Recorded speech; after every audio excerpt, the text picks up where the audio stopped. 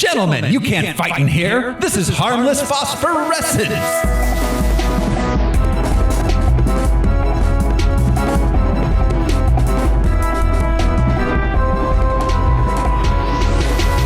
Hello, everyone. This is your host, Thoreau Smiley, and I've been to one World's Fair, a picnic, and a rodeo. Who's joining me this week? Josh Cece, and you got any gum? I'm Brian Lesh, and I drink a lot of water. I'm what you might call a waterman, Jack. I went a little funny and went and did a silly thing. I'm Alaric Weber. You did. You did a silly thing. Fucking goose. Thoreau, last time I said to Andrew, I was like, I bet this is going to be the intro. And I thought you were going to say how I learned to stop worrying and love Harmless Phosphorescence. Oh, that's a good one. Yeah, that's a good one. Oh, I thought I had it. Yeah, I hadn't thought of that one. But this is Harmless Phosphorescence. It's a deep dive movie podcast where we pick a theme or a series, we watch the movies, we gather some research into the production and source material, and we tell you all about it. This show is brought to you by our patrons. Patrons like executive producers Michael Beckwith, Atticus Burkett, and Holly Stachnik. That's right. You too can be a patron. It's super easy. Go to patreon.com/harmlessentertainment. $1 a month is all you need to get all of our series for ad-free, ahead of when they're released on the free feed, and a whole bunch of bonus content that is not available on the free feed, including our monthly movies. We're about to do The Fall this month. Yeah. Which is a movie I have not seen. I'm not sure. I feel like maybe I definitely remember the trailer. I don't know if I actually watched the movie or not. But that is coming up this month. Patreon.com/harmlessentertainment. This week on Harmless Phosphorescence, we are watching Dr. Strangelove, or How I Learned to Stop Worrying and Love the Bomb.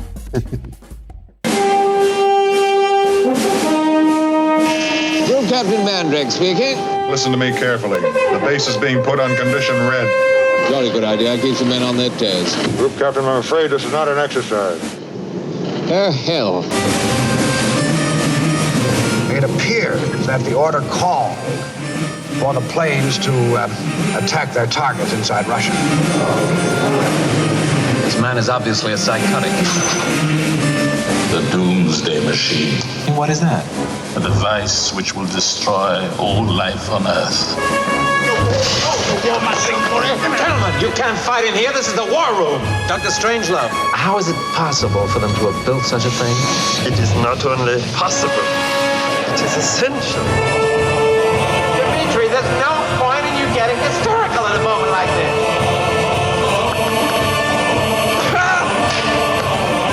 I wish we had one of them doomsday machines, Stacy.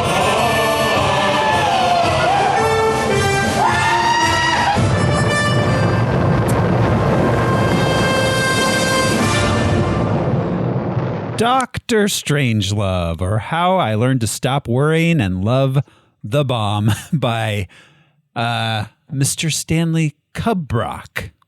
Kubrick? An up-and-coming filmmaker. That trailer obviously was for the re-release, 1994, I believe it was. The original trailer is actually mostly just explosions and xylophone, so it did not lend itself to audio. Interesting. I bet it was a weird sell, despite being a success. But it was a weird sell. I don't know. So I bet, like, this is a sort of a war movie. Come see the Jet movie. Yeah, I bet it was. But I mean, Peter Sellers, I think, that's true. It was how they sold it. They were like, you know who he is, right? Come watch him be funny, but it's gonna be wacky. Yeah. That's a good point. And black and white in an age of color pictures. A deliberate choice, which is cool. It was right. Yeah, we talked about that with John Ford with Liberty Valance. Yeah. Could have totally been in color. There was no limitations. Yeah. At this point, it was black and white. So it was right at the edge of black and white and color. And it was black and white because that was what, quote unquote, serious movies were filmed as in black and white. And this was being a very, I don't want to say straight faced, but it was, it was extremely satirical to the point where they really wanted to make it look like a serious film. Well, and Red Alert was a serious book at the time. Yes.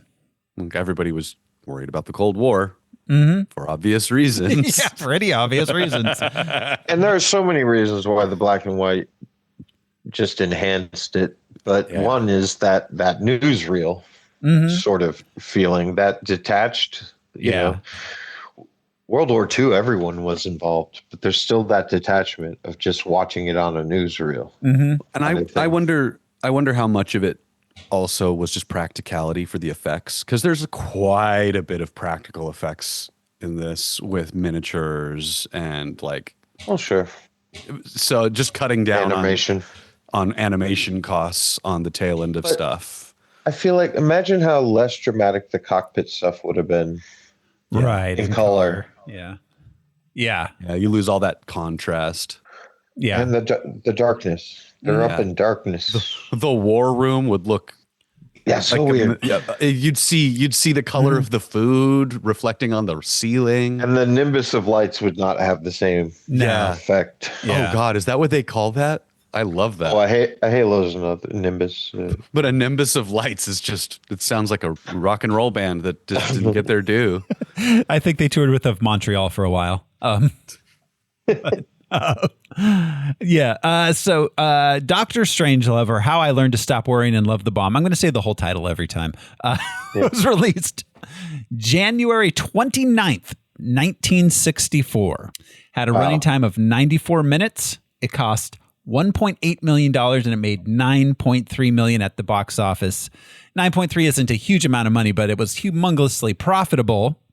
It made, it made like 4.5 times its budget, and 64. That's decent. That's a big, decent hit. I'm gonna feel silly for not knowing this. When did we land on the moon? 69. Oh, yeah. Okay, then I did know. July. All right. So that's before the supposed participation of Kubrick in that. Yes. That conspiracy, that story. Yes. So this is before that. So it's interesting because I was watching it and thinking and knowing it was before that, but wow, he was given some access to some interesting locations. He was, and information. He wasn't. Yeah, but he also wasn't. Oh, let's see. Yeah. There's a lot. Cool. Yeah. I'm fascinated to. Yeah. To the black and white. I think that's part of the decision to the black and white because they only had access to so many shots of real B-52s. That also, it made them better match what they were able to do in miniature and real shots of nuclear explosions. Yeah. But there was a lot. Yeah, he was given a lot less access than you would think based on the end product. I only know about the lack of access from the response by the Air Force to the cockpit.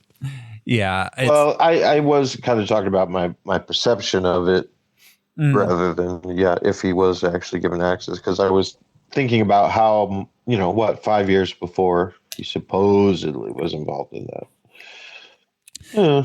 Because, you would assume that he would be steeped in government secrets if he's the guy they're choosing to fake the moon landing. But I guess they hadn't yet, so maybe this was another thing they were like, I bet he could do it. I mean, since this is the closest we're going to get to 2001, at least I hope, honestly, I don't think I want to do 2001 on this show. I love sci-fi, but not that one as much. Yeah, but if to the moon landing point, just FYI, if you get a decent telescope, you can see the landing spot. You can see the flags with your naked eye.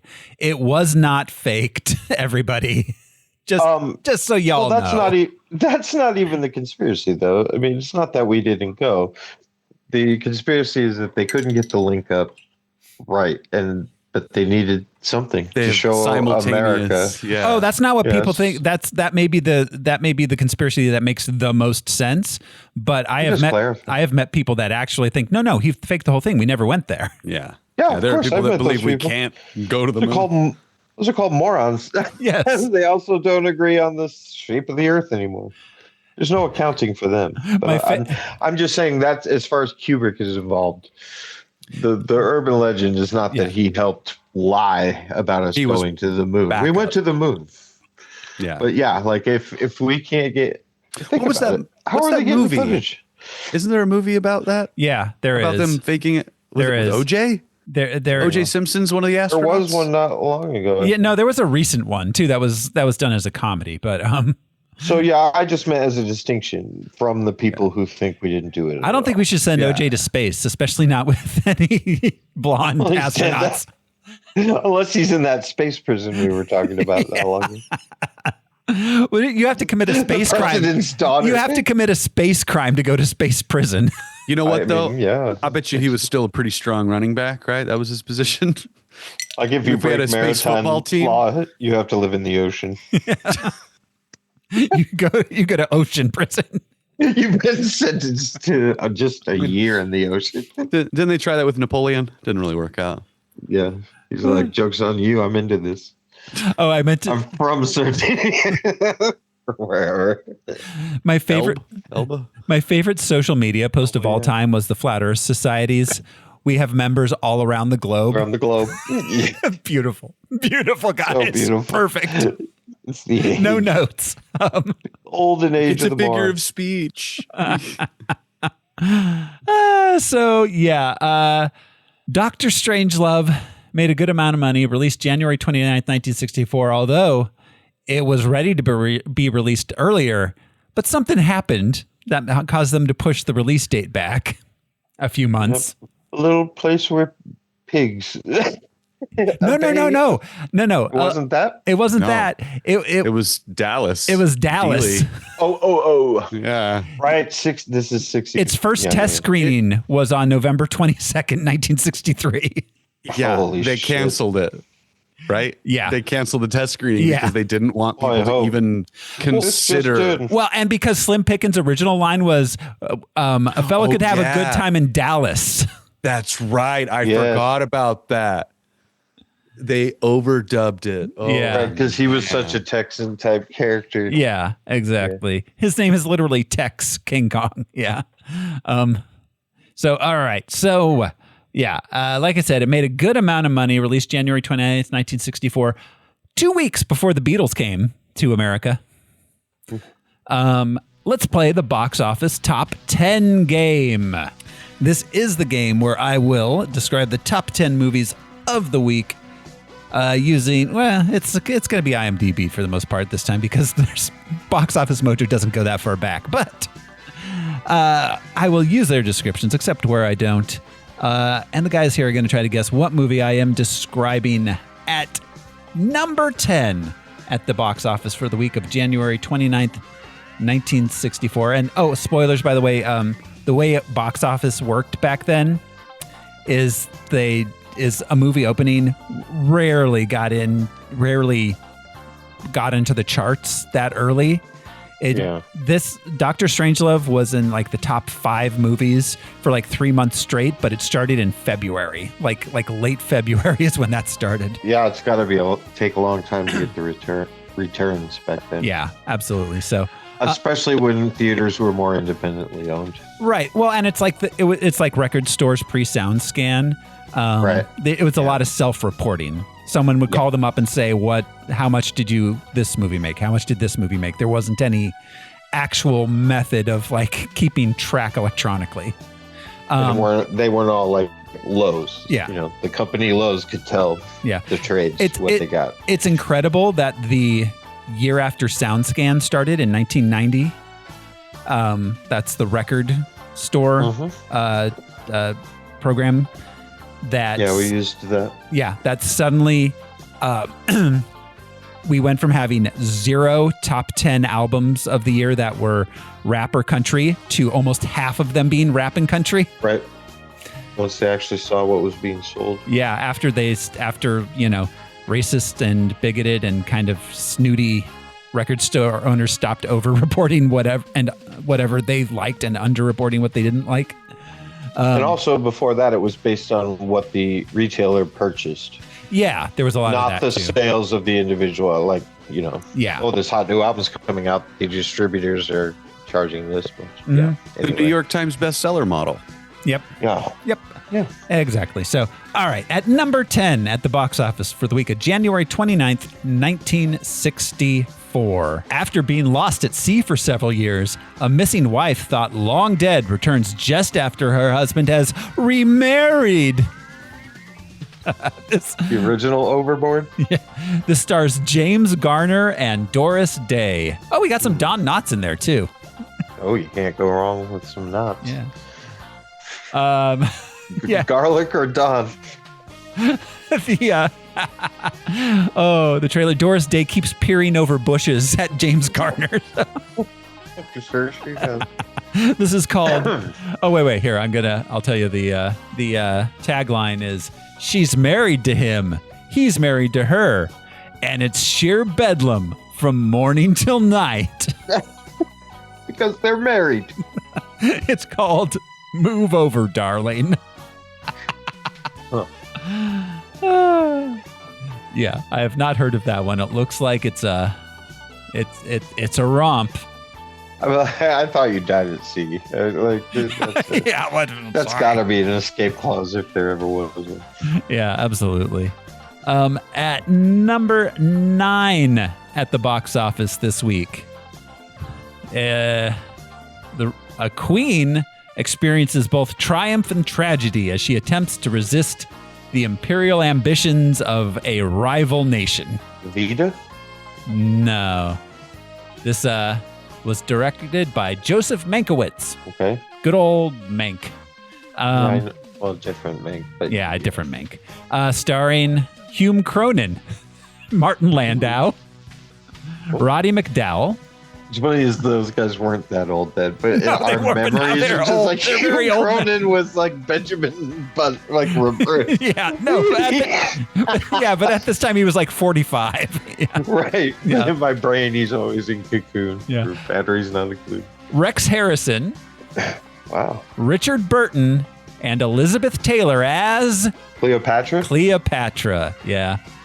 Cleopatra. How long had that been in theaters? I have no idea. Probably like October of the prior year or something. For 4,000 years. Yeah. Longer than you'd think. Egypt was around for a very long time. Yep. Well, long time. let me put it this way. She was on her first marriage. Hey, yo. That broke records for the amount of extras and shit at the time. Yeah. I mean, it's still kind of breathtaking to watch like the big crowd scenes and stuff. Like, yeah, that's crazy. Reanimation. That and the 10 Commandments and a couple of other Ben-Hur, they look so damn good. Yeah. Yeah. They look fantastic. They make Lawrence of Arabia look sparse. Mm-hmm. They make it look like House Party 2. They make House Party 3 look like House Party 2. Cleopatra was released in the UK July 31st of 1963. Yeah. Okay. So it's been out a while. 6 months then. I mean, it was That not long. unheard of for films to play for a year or two at this time. And then come back a few years later if they were a big enough hit. That's how long it took Caesar to get back to Egypt. Yeah. To walk in. Mark! Oh, hi, Mark. What have you been up to? Your girlfriend. Aw. Oh, you scammed. Gone back to Rome. We thought you died at sea. We're still married. Move over, darling. Premiered June 12th, so actually before the UK in the United States. Yeah, so it's been out a solid like 7 months at this point, and it's still hanging in there. Love Liz Taylor. Yeah, it was epic. I mean, yeah. At number 8 at the box office this week, after a 20-year asylum stay, that's a while, for a double axe murder, suspicion arises around Lucy's behavior as she returns to her daughter Carol, who is engaged to marry Michael Fields. Oh, Michael Fields. The Michael Fields. Suspicion arises around the axe murderer behavior. Of the Westchester Fields? That's right. The Westchester Fields. Soon heads begin to roll again Is Lucy repeating her past? This stars Leif Erikson. Oh, wait, Bill Cutler as Leif Erikson? The Viking? I don't know.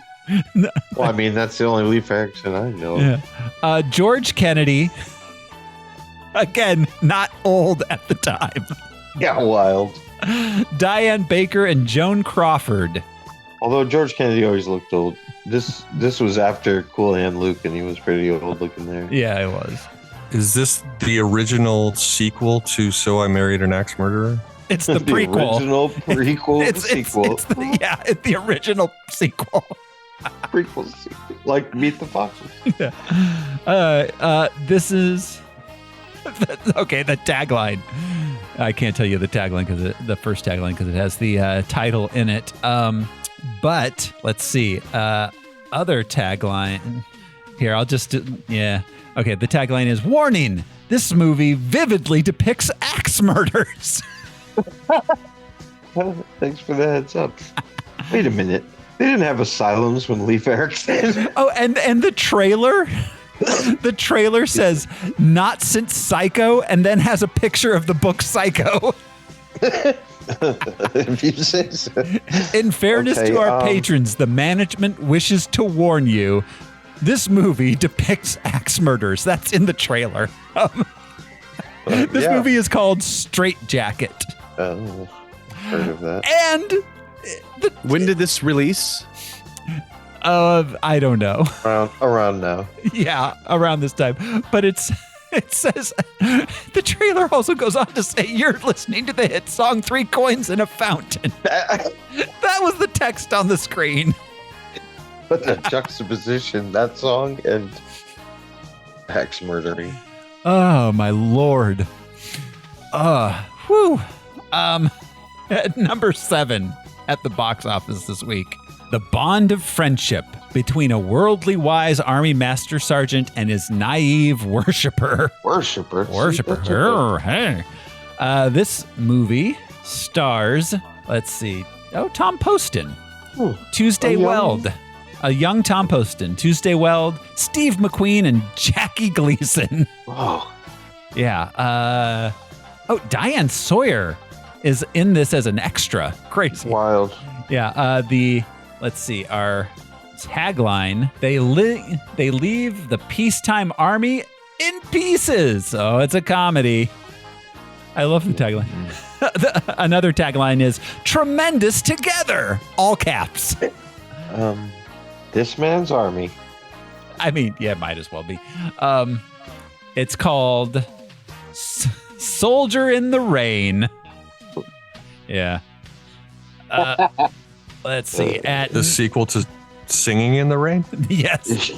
He got drafted. I love the In the Rain series. It's just stuff in the rain. Platoon in the rain. Titanic in the rain. Schindler's List in the rain. In the rain. I'm living in the rain. What a glorious feeling. Kind of. Yeah, it's better than them dying. I guess. Yeah. I have to admit, I'm still torn. I was a grifter, and then I accidentally stumbled into being good in the rain. I'm kind in a German way. Number 6 at the box office this week. This might be a instructional film. A family saga covering several decades of expansion in the 19th century, including the Gold Rush, the Civil War, and the building of railroads. Directed by, it has 3 directors. It stars, get ready guys, this is going to take a minute. It stars Walter Brennan, John Wayne, Eli Wallach, James Stewart, Debbie Reynolds, Robert Preston, George Papard, Gregory Peck, Carl Malden, Carolyn Jones, Henry Fonda, and Carol Baker. How the West was won? How the West was won. I was waiting for Henry Fonda. I was like, this Yeah. Yeah, directed by John Ford, Henry Hathaway, and George Marshall. It's a good movie. Yeah, yeah, it is. I mean, it's more of the same. The romanticized, like, thank God the white man arrived in the West. What would we have done? What would have happened? What would have happened?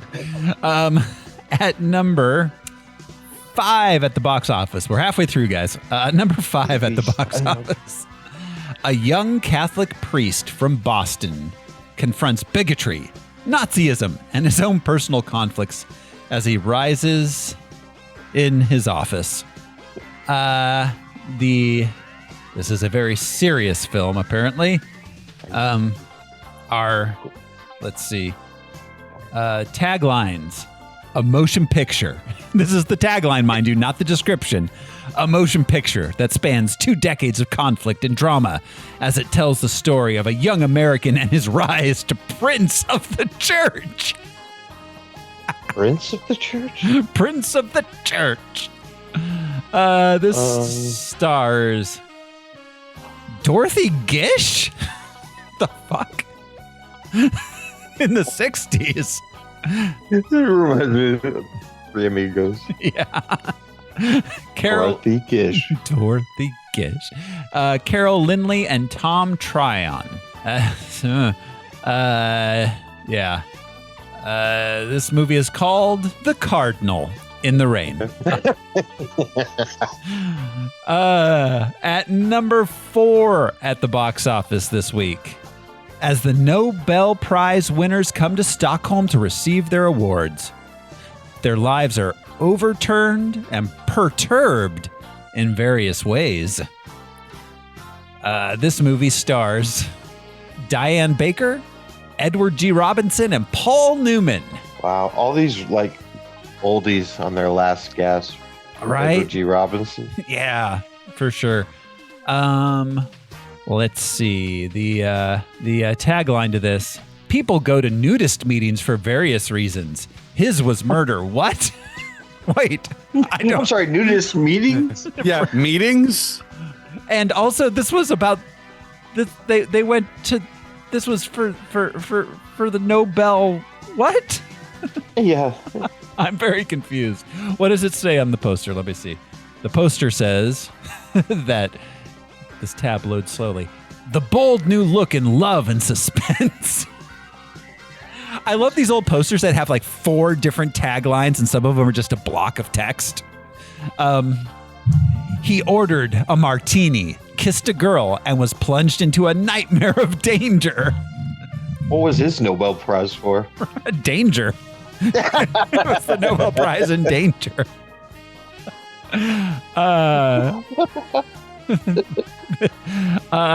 This film is directed by Mark Robson. Okay, I don't know who that is. Oh, written by Irving Wallace. This is called The Prize. Yeah, all right. Yeah. Can't argue with that. It's crazy how many movies people have made. Like Paul Newman, has made so many movies we do not remember, including The Prize. With Edward G. Robinson. Right. Yeah, see? I got a Nobel Prize, see? I got a Nobel Prize in talking good. You hear me?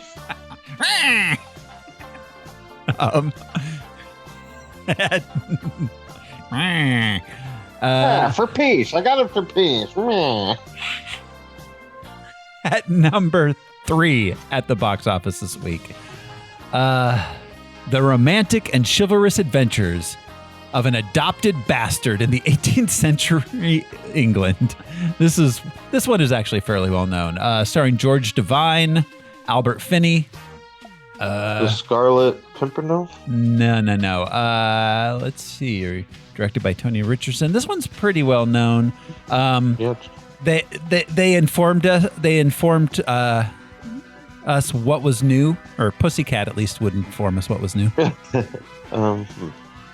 This was the Academy Award winner for Best Director, Best Picture, Best Screenplay, and Best Score from the prior year, I assume. 63, I'd imagine. So Finney, Tom Jones? Tom Jones. Yep, Tom Jones.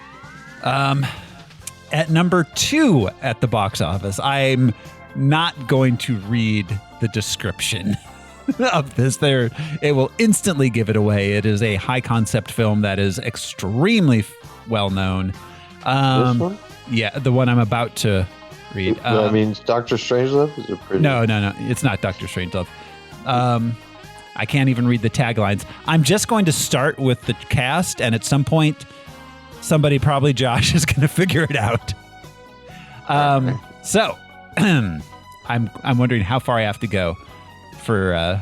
Anyways, so let's see. We've got Phil Silvers, Jonathan Winters, Dick Shawn, Mickey Rooney. It's a mad world. I didn't even get to Ethel Merman, Buddy Hackett, Sid Caesar, Milton Berle, or Spencer Tracy. Yep. I had it at Phil Silvers. I thought so, yeah. Sergeant Bilko. Sid Caesar would have been the one, but yeah. Jonathan Winters and the Three Stooges. Yeah. Jonathan Winters is the one that would have tipped me off, I think, but yeah. That's where I had it. It's a mad What world. a great picture. Yeah, incredible picture. And number one at the box office for January 29th, 1964. I'm sorry, just romance and intrigue ensue in Paris as a woman is pursued by several men who want to get their hands on a fortune her murdered husband has stolen. She soon loses trust in those who claim they want to help her. I was laughing because, and I clicked on it, it was just a still of Cary Grant looking extremely upset. Starring Cary Grant, Audrey Hepburn, Walter Matthau, James Coburn, George Kennedy.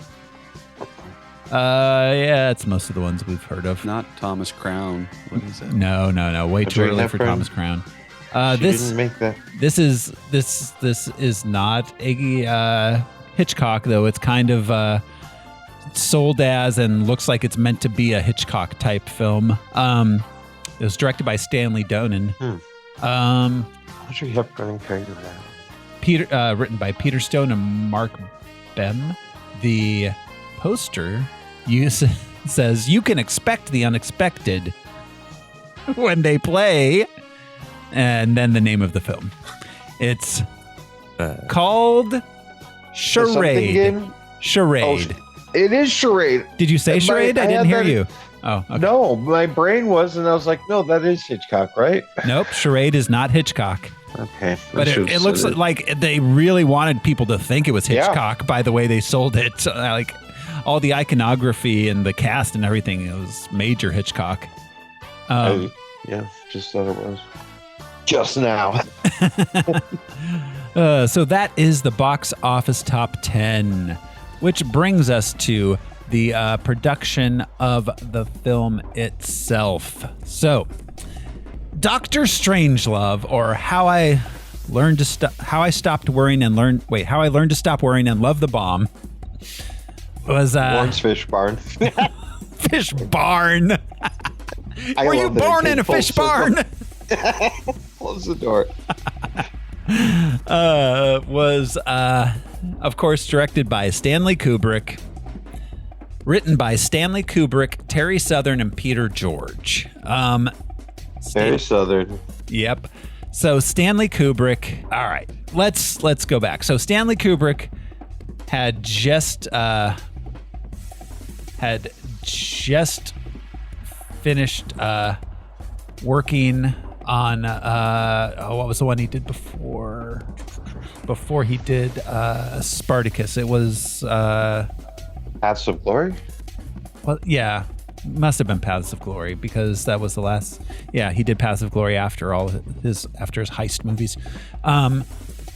Yeah, so he got his hands on Red Alert and bought the screen rights and he loved adapting books. Mm-hmm. So interesting for such a stylized auteur. Well, and his films inevitably were very different than the source material every time. Every single time. Yeah. Yeah, fascinating. To the point where, like, famously, Stephen King hated his adaptation of The Shining because it strayed so far from the book. But he got his hands on Red Alert, which is a serious novel about a nuclear Nuclear Standoff, written by Peter George, who also has who is one of the men with a screenplay credit here. He started working. He then went to did Spartacus, then did Lolita, and then started seriously working on this. He and Peter George worked together, and despite what is popularly like the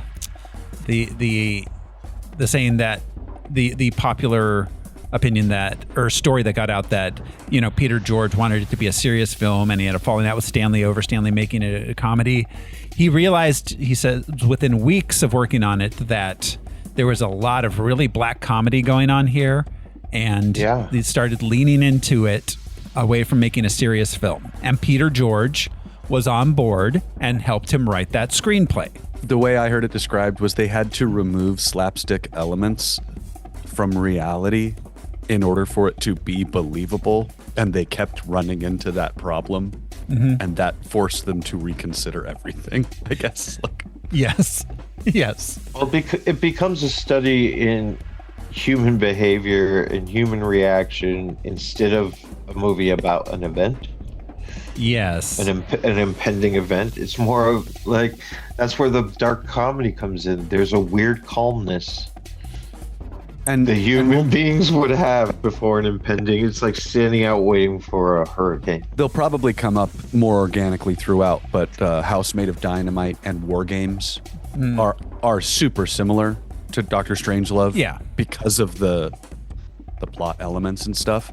But you're so right about this being about human behavior, whereas both of those movies are not really about human behavior at all. It's a scenario. Right. So which War Games is behavior-ish, but yeah. No, which the scenario is captivating enough. It's suspenseful enough, you know. That's what we do fear, nuclear annihilation. But yeah, the calm, the eerie calm before the storm that humans will sit in. Yeah. Like, how much time now? How much time now? I'll stop asking because you don't care. Yeah, exactly. So he brought on, Kubrick at the end brought on Terry Southern, who his most famous work is probably The Magic Christian. Candy. Yeah. Was that him? He was good friends with John and Ringo. Yes. Yeah. Let's see. Yeah, Magic Christian, The Cincinnati Kid. He also worked on Easy Rider. So he was brought on. There was a kind of Peter George got upset because Terry Southern was kind of a name, and so people started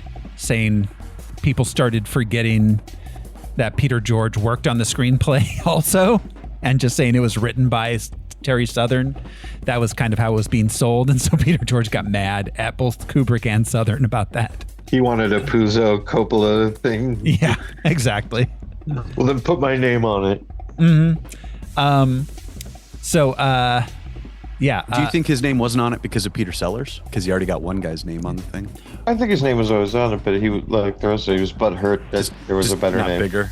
Yeah. His name was on it. It just wasn't being sold that way. People weren't talking about it, and both Kubrick and Southern wouldn't mention him in interviews. Fair. So source material. I mean, yeah.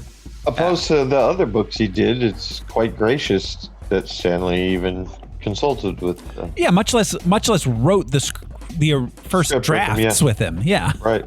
Well, I mean, I think Nabokov was still alive when he made Lolita. Yes, he was. Yeah, no, Lolita wasn't that old. Lolita had been out like maybe 10 years at that point. Yeah, no, he was like teaching at Cornell or some sort of. Yeah, anyways. Actually, Peter George wrote a letter to Life magazine in which he angrily pointed out that he wrote on the script for a period of 10 months Whereas, quote, Southern was briefly employed to do some additional read writing for Kubrick and myself, and fittingly received a screenplay credit in third place behind Mr. Kubrick and myself. Weird. I'd be like, dude, you came up with a what if we accidentally started nuclear war story. Yeah. This is not brilliance, my friend. You need to be grateful you were invited into the room. Yeah. Do you know what I mean? Like, that's not... we're not talking Tolkien here. Right. The characters... Your high concept was like, what if it was a mistake? Yeah. I mean, the basic plot remains the same, but all the characters are changed. And frankly, that's...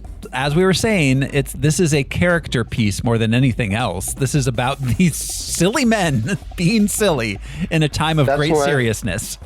That's why Sellers played 3 characters. Yes, and Sellers was supposed to play 4 characters, and in fact, the movie was financed with the understanding that Sellers would play 4 characters. The final character he was supposed to play was Major T.J. King Kong, played by Slim Pickens. It's so much better with Slim Pickens being the fourth role. Yeah, because if he had been the 4th person, I didn't know that Peter Sellers was multiple characters in this movie, which I think is great. The first few times that I had seen it, because I was so young, and no one said like, "Hey, that guy is playing multiple people." I was just, this movie's fucking crazy. What the fuck is happening? Yeah. And at some point, someone goes like, "Isn't it cool that guy did that?" And going, what? I've seen this movie for a decade now. I was probably 20 when I realized it.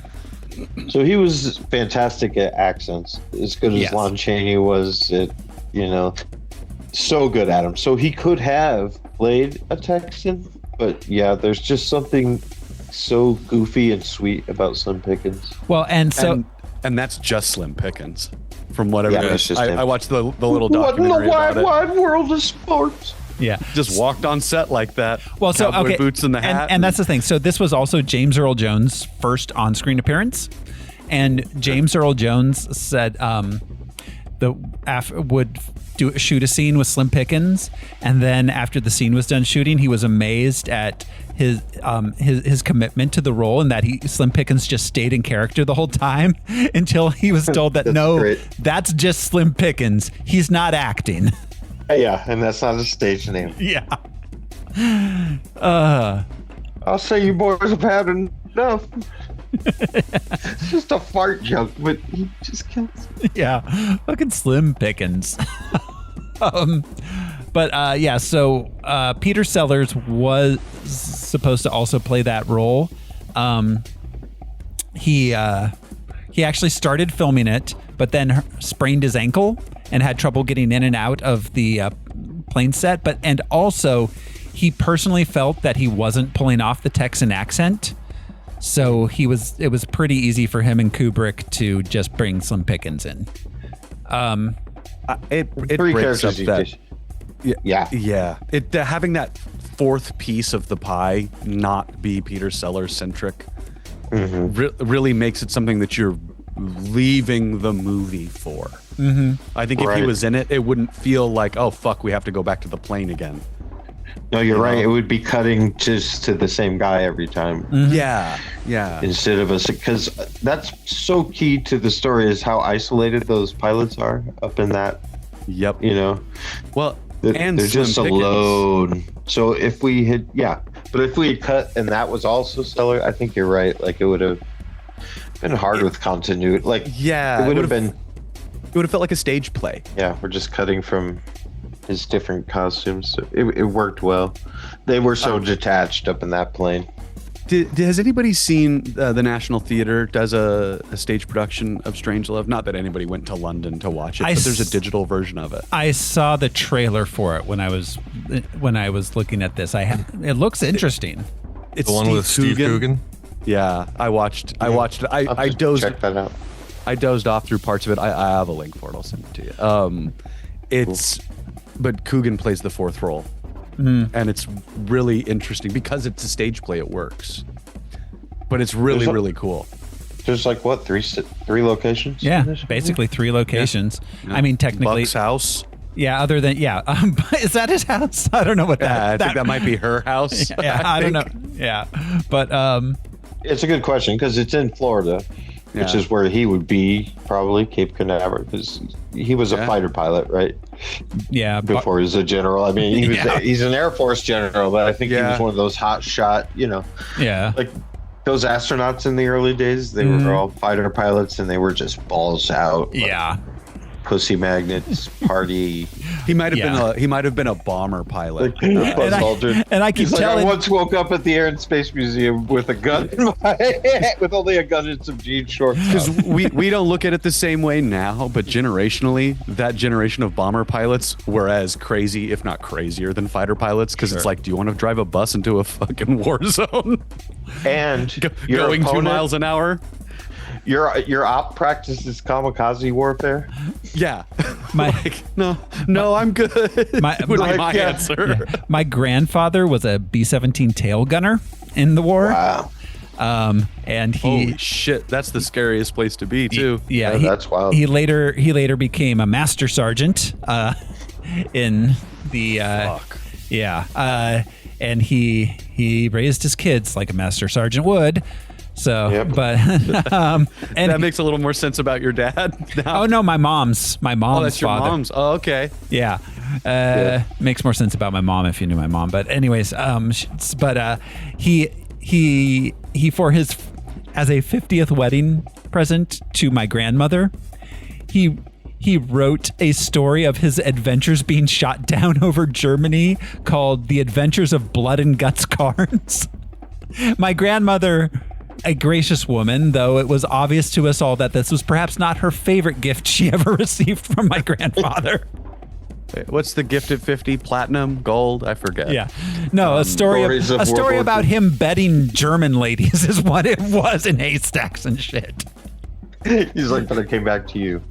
I love that he gave himself the nickname Blood and Guts also. I think he did. We were never able to verify that anyone else gave him that nickname. Not like any other prominent figures in World War II went by Blood and Guts. Yeah, exactly. There was Tex funny from Brooklyn. Yeah. Anyways, yes. I keep telling you flyboys crack me up. Who's he based on? What's the general's name? The Cuban Missile Crisis guy? Oh, yes. Okay, yes. So we're talking about we're talking about Turgidson. Let's see. I know who you're talking about, Brian, but I can't. Yes. Where is it? He was based on somebody. He was he was the one that was real pissed at the way JFK he was the one who almost single-handedly made the Bay of Pigs thing happen the other way. Right. And thought that JFK had pushed out. Yeah, he wanted a full-bore invasion. Yeah, and he wanted to teach the commies a lesson. So he was a big proponent of the fly low firebombing strategy. Shock and awe.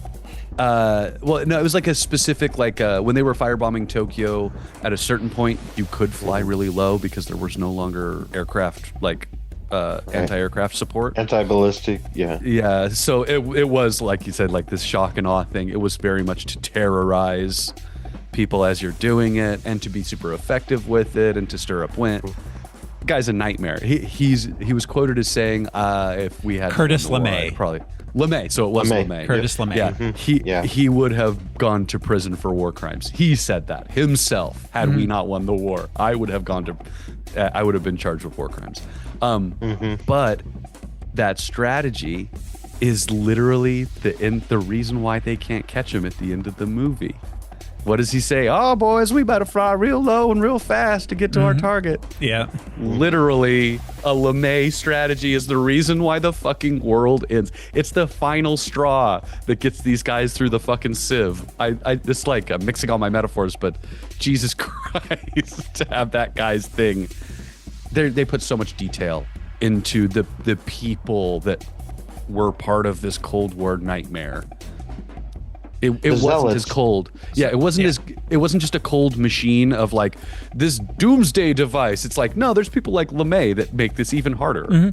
Because He taught us how to do shit to make it harder to kill people. Right. So it's all based on the theory of MAD, mutually not the magazine. Mutually assured destruction. Which we still live under that. We do. Absolutely, we still do. This is why Russia has not used any nuclear devices in the Ukraine. It's because of MAD.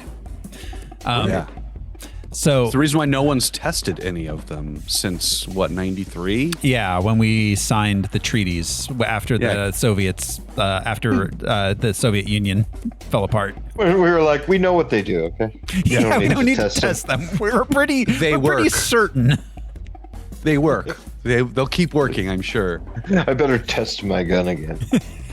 You're not testing. I'm constantly testing my blender. Yeah. So, yeah. Margaritas ain't gonna make themselves. Right. So this was spelled out by Herman Kahn in his book on thermonuclear war, which was published in 1960, in which he came up with the idea of a doomsday machine. He was a critic of both MAD and the Eisenhower administration's doctrine of retaliation, proportionality, the missile gap. Kahn was approached by Stanley Kubrick, and Stanley talked to him extensively about this entire concept in the lead up to this film. And when you have mutually assured destruction, when you have like equal footing, that's where these like crazies like LaFay rise, because what do you do to scare an opponent that you know is evenly matched? You bite his ear off, Tyson style. You know what I mean? You rattle everything that you are wearing menacingly. Mm-hmm. Right. Do squares up to you for fisticuffs? You have to break a bottle over your head. You have to show this motherfucker that you mean business. You display your tail feathers. Yeah. So these guys like LaFay, like, yeah, we know, but we can't bow to the commies. We got to make sure they know our stick is bigger. Mm-hmm. Oh, I wish we had one of those doomsday devices. Yeah. How do we get that's one the of best those? That's the best line, I think. This movie is like an unfolding, ever-changing thing because we live in this continuing reality. It changed nothing about the paradigm. No. But that line this time around just hit me differently because, oh man, I wish we had one of those. Like, yeah, we probably do. We probably do have one of those. I mean, we probably got dozens of them. There's if an all-out nuclear war, life on Earth is over forever, or at least for so long that it's effectively forever. I mean, that's the ideal outcome because the alternative is worse. I mean, look at how we passively affect our environment without trying. So yeah, of course we can come up with something that would just kill everything. Yeah. Well, and our cars are doing it. The scale of it too. That was the I wish we had one of those, realizing the scale of it as he's saying it too. Just like, man, this movie continues to change while nothing changes. Yeah. So a few things. It wasn't that the prevailing attitude was like, just go with it. You know, after the bomb, and we all knew what the bomb was, and they're like, just get under your desk and just go with it. Stop worrying. It was It was like it was. This is a force of nature. It is what it is. It's like a hurricane. It will or it won't. It'll come or it won't. You know. And we'll destroy ourselves one day. It's stop worrying. Yeah. It's incredible that an entire generation of the world grew up with that, and then got mad that they had to wear a mask. Yeah, it's wild. Whew. Yeah, well, while they were hiding under their desks, they were breathing in lead, so, for them. Yeah. They were licking the lead off their windowsills. Seriously. That was the best advice they had. It was like George Bush's, just go shopping after 9/11. Just go shopping. Just stop worrying and love the bomb. It's not going to happen today, but just go with it. Don't worry about it. Don't worry about it. Hey, look over there. Don't worry about it. Yeah. Don't look up. Don't look up. So yeah, the United States Armed Forces did not cooperate extensively with Stanley Kubrick in writing or designing the sets or set pieces. He was able to get a few pictures of the inside of a B-52 cockpit, and so was the refueling sequence in the beginning, was that was stock footage or faked, or that was all stock footage? Yes, that was stock footage. Not stock footage per se, but official footage taken by the United States Army. Yeah, stock means anyone can get Air to Force, it, but yeah, right. Yeah, it was it was public domain essentially. But yeah, shot by the Air Force. He had a preliminary agreement, right, for cooperation from armed forces, like you normally would get for making a film that fell apart. I mean, you have to, right? Because they reveal certain. I mean, the way the codes are sent. Obviously, no real codes were, but you know what I mean. They informed the public of things they didn't know. All of that shit is just from him and the production team. Really. Scraping sources and making best That's guesses. how they came in, right, on those dials, and they were numerical codes, and the pilots had to. The Air Force, like wing command people, were freaked the fuck out by this movie because that's what I mean. He informed them. Did you see the Kubrick conversation thing, or not the conversation, but the production designer? Kubrick said to him, "Please tell me that you got all of these sources legitimately, because if not, you and I are going to fucking jail." That's what I mean. Like, it's like not revealing secrets per se, but like there's no way the public knew that that's how that kind of thing would go down. Because right now it's quaint, because it's like, oh, the dials and it's radio signals and shit. That's like being inside an F-35 flying over Iran, you know, with like a camera over the shoulder shot in a movie. Like, it's so crazy that they nailed it. Yeah, no, and the Air Force was, like Brian said, very freaked out, and they did an internal investigation to see if there were leaks afterwards. The FBI was involved with this movie. Yeah, feds don't have a sense of humor. They don't. Historically. And I mean, it's the height of the Cold War at that point. That makes sense to be like, yeah, we shouldn't let the Russians see what the inside of a B-2 looks like. Or the jokes in the war room about Alexei, the ambassador, like trying to take photos and shit. Like that was a true concern. Yes. So it's like, you're laughing at this? This is real. You guys don't understand. They do. They smuggle in cameras. Why is that a joke? He's gonna see the big board. Fuck, I love this movie so much. Yeah, he's gonna see the big board. He's gonna see, the way he points over his shoulder. He starts gathering up his folders. After the pratfall too, the pratfall point is even better because it's just like, oh, I love this. No, let's save those for the scene. Yeah, seriously. Okay, so all right, so this film was shot entirely at Shepperton Studios in London. The reason why Stanley Kubrick became essentially a London resident is because an expat essentially is because that Peter Sellers was undergoing was in the middle of a divorce and legally needed to stay in England, so they shot there, and Kubrick kind of fell in love with Shepperton and fell in love with shooting in England, so he kind of just never left. He never left, and it's interesting because he's such a quintessential American director. But yeah, he did love England after a certain point. Yeah, and it's funny that happened because Peter Sellers was getting divorced. Yeah, he was some starlet. He was arguably one of the most famous people alive at that point. Absolutely. Right? It was like Peter Sellers. Pre-Beatles. Yeah, you know. Well, he was like Jim Carrey in the late '90s. Like, yes, yeah. The Party, A Shot in the Dark. Yeah, 100%. I mean, the Party is one of the most perfect comedies ever made. If you haven't seen it, I haven't actually. I just think of him from the Pink Panther. Right. Which is hilarious because I never associated this movie with the Pink Panther as a kid. So the party is a little cringy. I think someone your age will, because he plays an East Indian character who wanders onto a movie set as like an extra and then gets invited to this like snazzy Hollywood party, and nobody knows. You're muted, bro.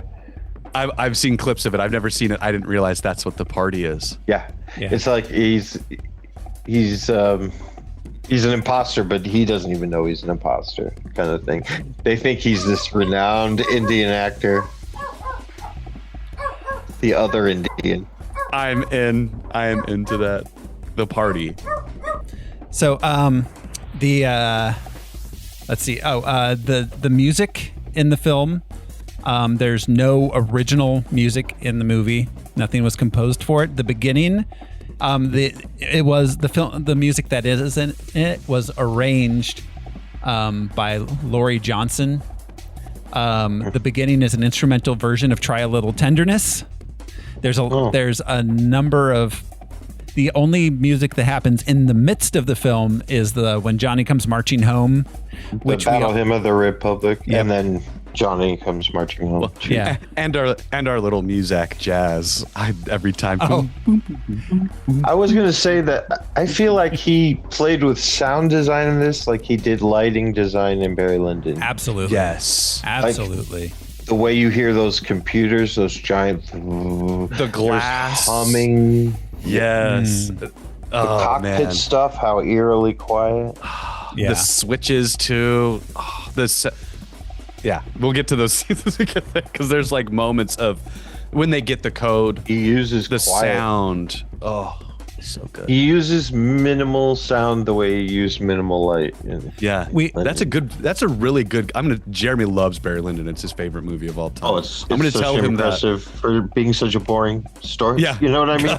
Essentially, it's Downton Abbey type. British two guys just beefing it out. I guess over aristocracy. The aristocracy. The aristocracy. That's it. Thank you.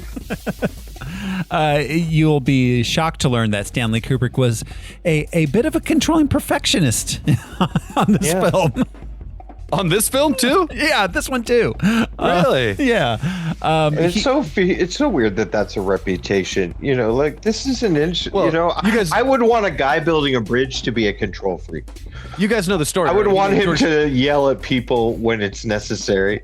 Because he's building a bridge. Scott cry before every take. He really needed him to be in tears before he could get the quality of performance out of him.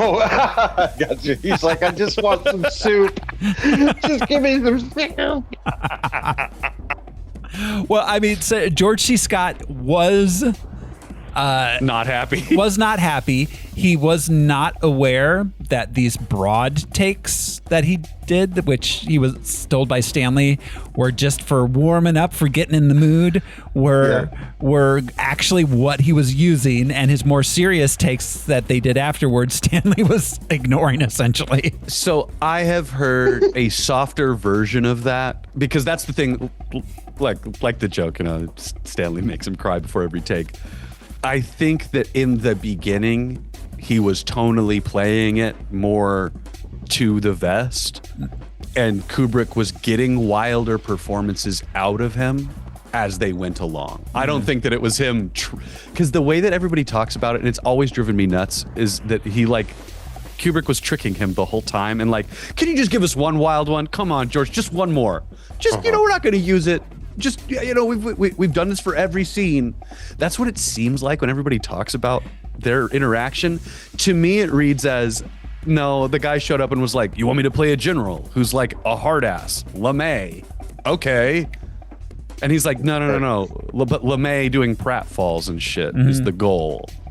I think that it was a discussion and not a proclamation from Kubrick I don't George think C. Scott, like it's the pop culture version. I don't feel like he was. He probably wasn't tricked into it so much as he was finessed into it. Directed by the director of the film to get a performance that the director wanted.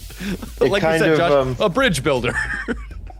Well, right, exactly. Yeah. Like that's his job. Was he going to settle for something else?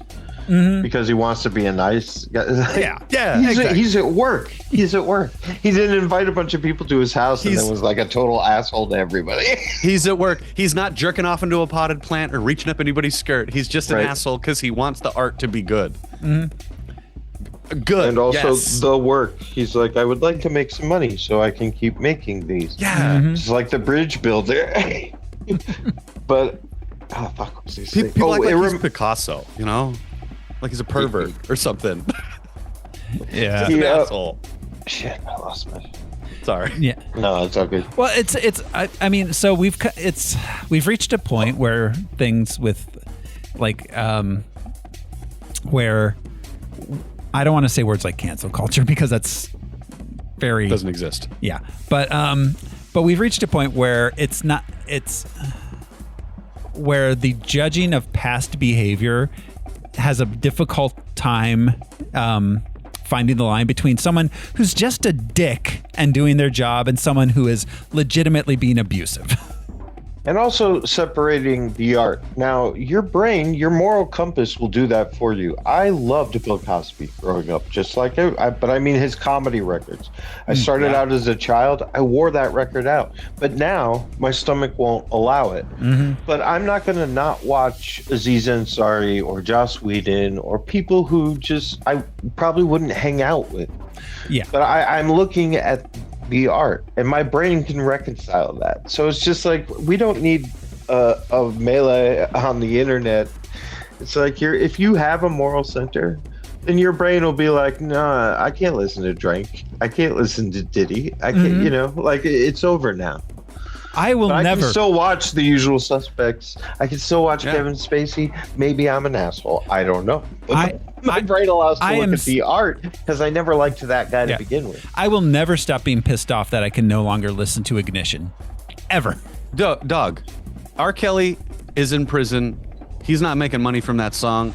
You can dance to the remix to Ignition till the cows come home because he's not making any money off of that music. It's like Michael Jackson. Like, we can't play Michael Jackson anymore. And I'm like, brother, he died.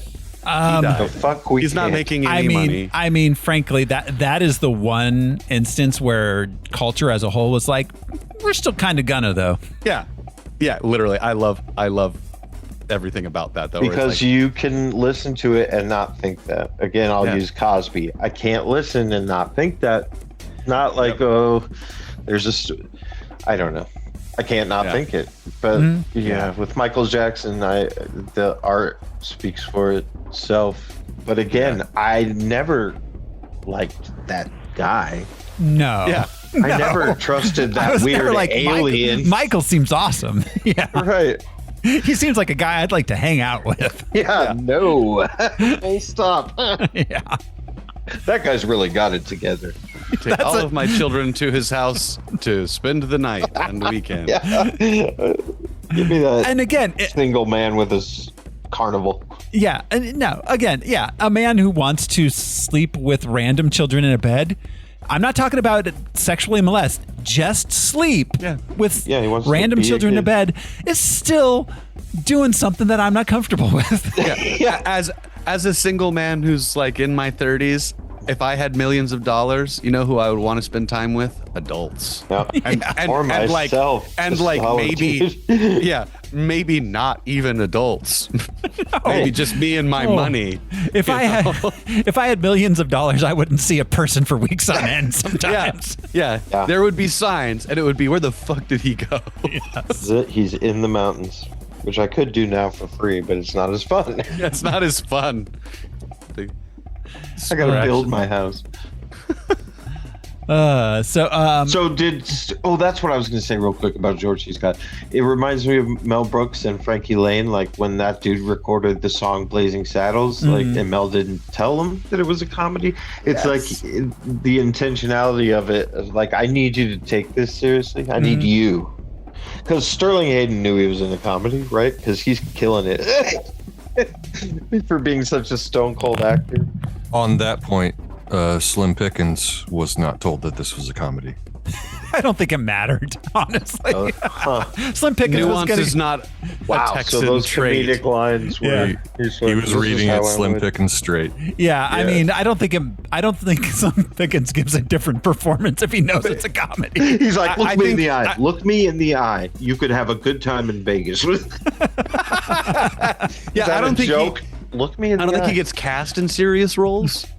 Yeah. So he probably just reads it like it's like not that he's Jim Carrey because that's more Sellers, but like you give Jim Carrey a script in the 90s, he's not going to be like, is this a serious thing? Yeah. He's going to be like, oh, I got this gig. I know what you want from me. He's like, I'm going to make jokes. At home.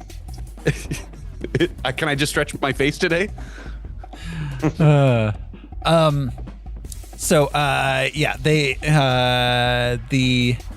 The design of the War Room was based on Fritz Lang design, Cabinet of Dr. Caligari specifically. I would have said Metropolis. Yeah, I mean, they're both very... There's some neat lighting stuff in that. Yeah. If we were able to see it in color, we would see that the big table in the War Room is covered in green felt. He wanted his actors to feel like they were sitting at a poker table. Yeah, because aren't they? It's crazy how little Gambling. happens around the table. Yeah, it's all to the side of the table. Yeah, or the table's just in the background for most of the War Room. Originally, the film ended with a pie fight, which we can still see the big spread of pies. Yeah, that is interesting. Which only got removed because everybody was smiling, right?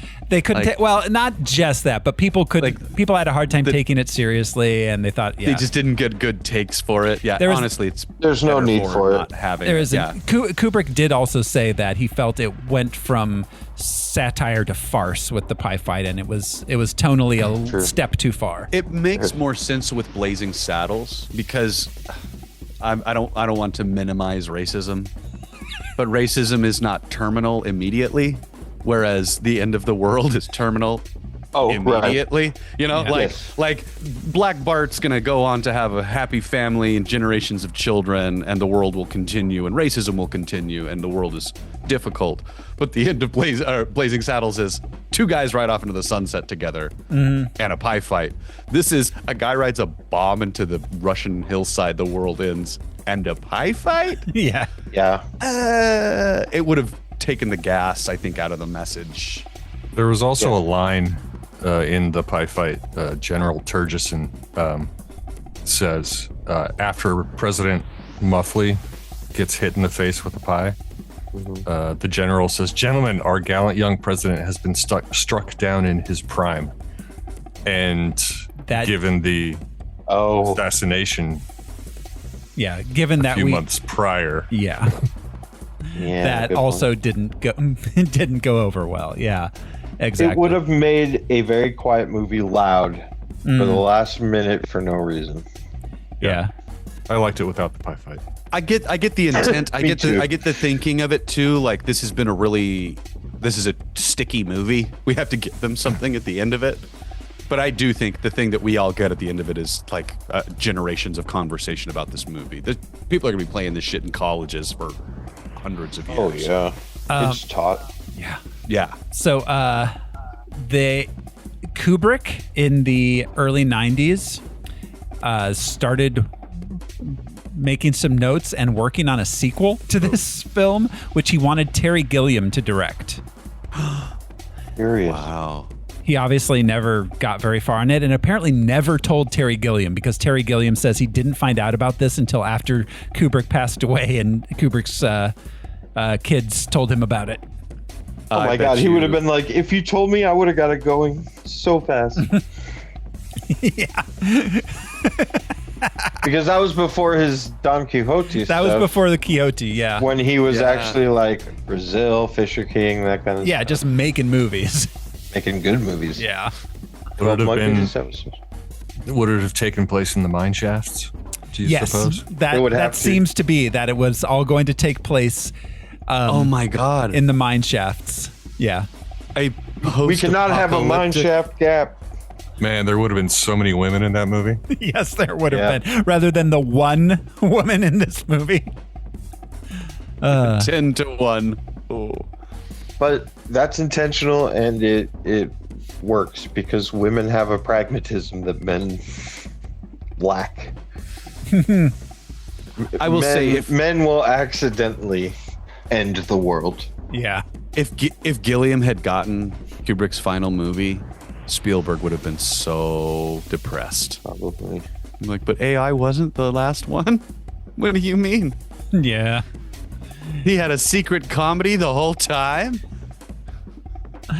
So, all right. Our cast, of course, as we mentioned, Peter Sellers plays Captain Mandrake, President Muffley, and, of course, Dr. Strangelove.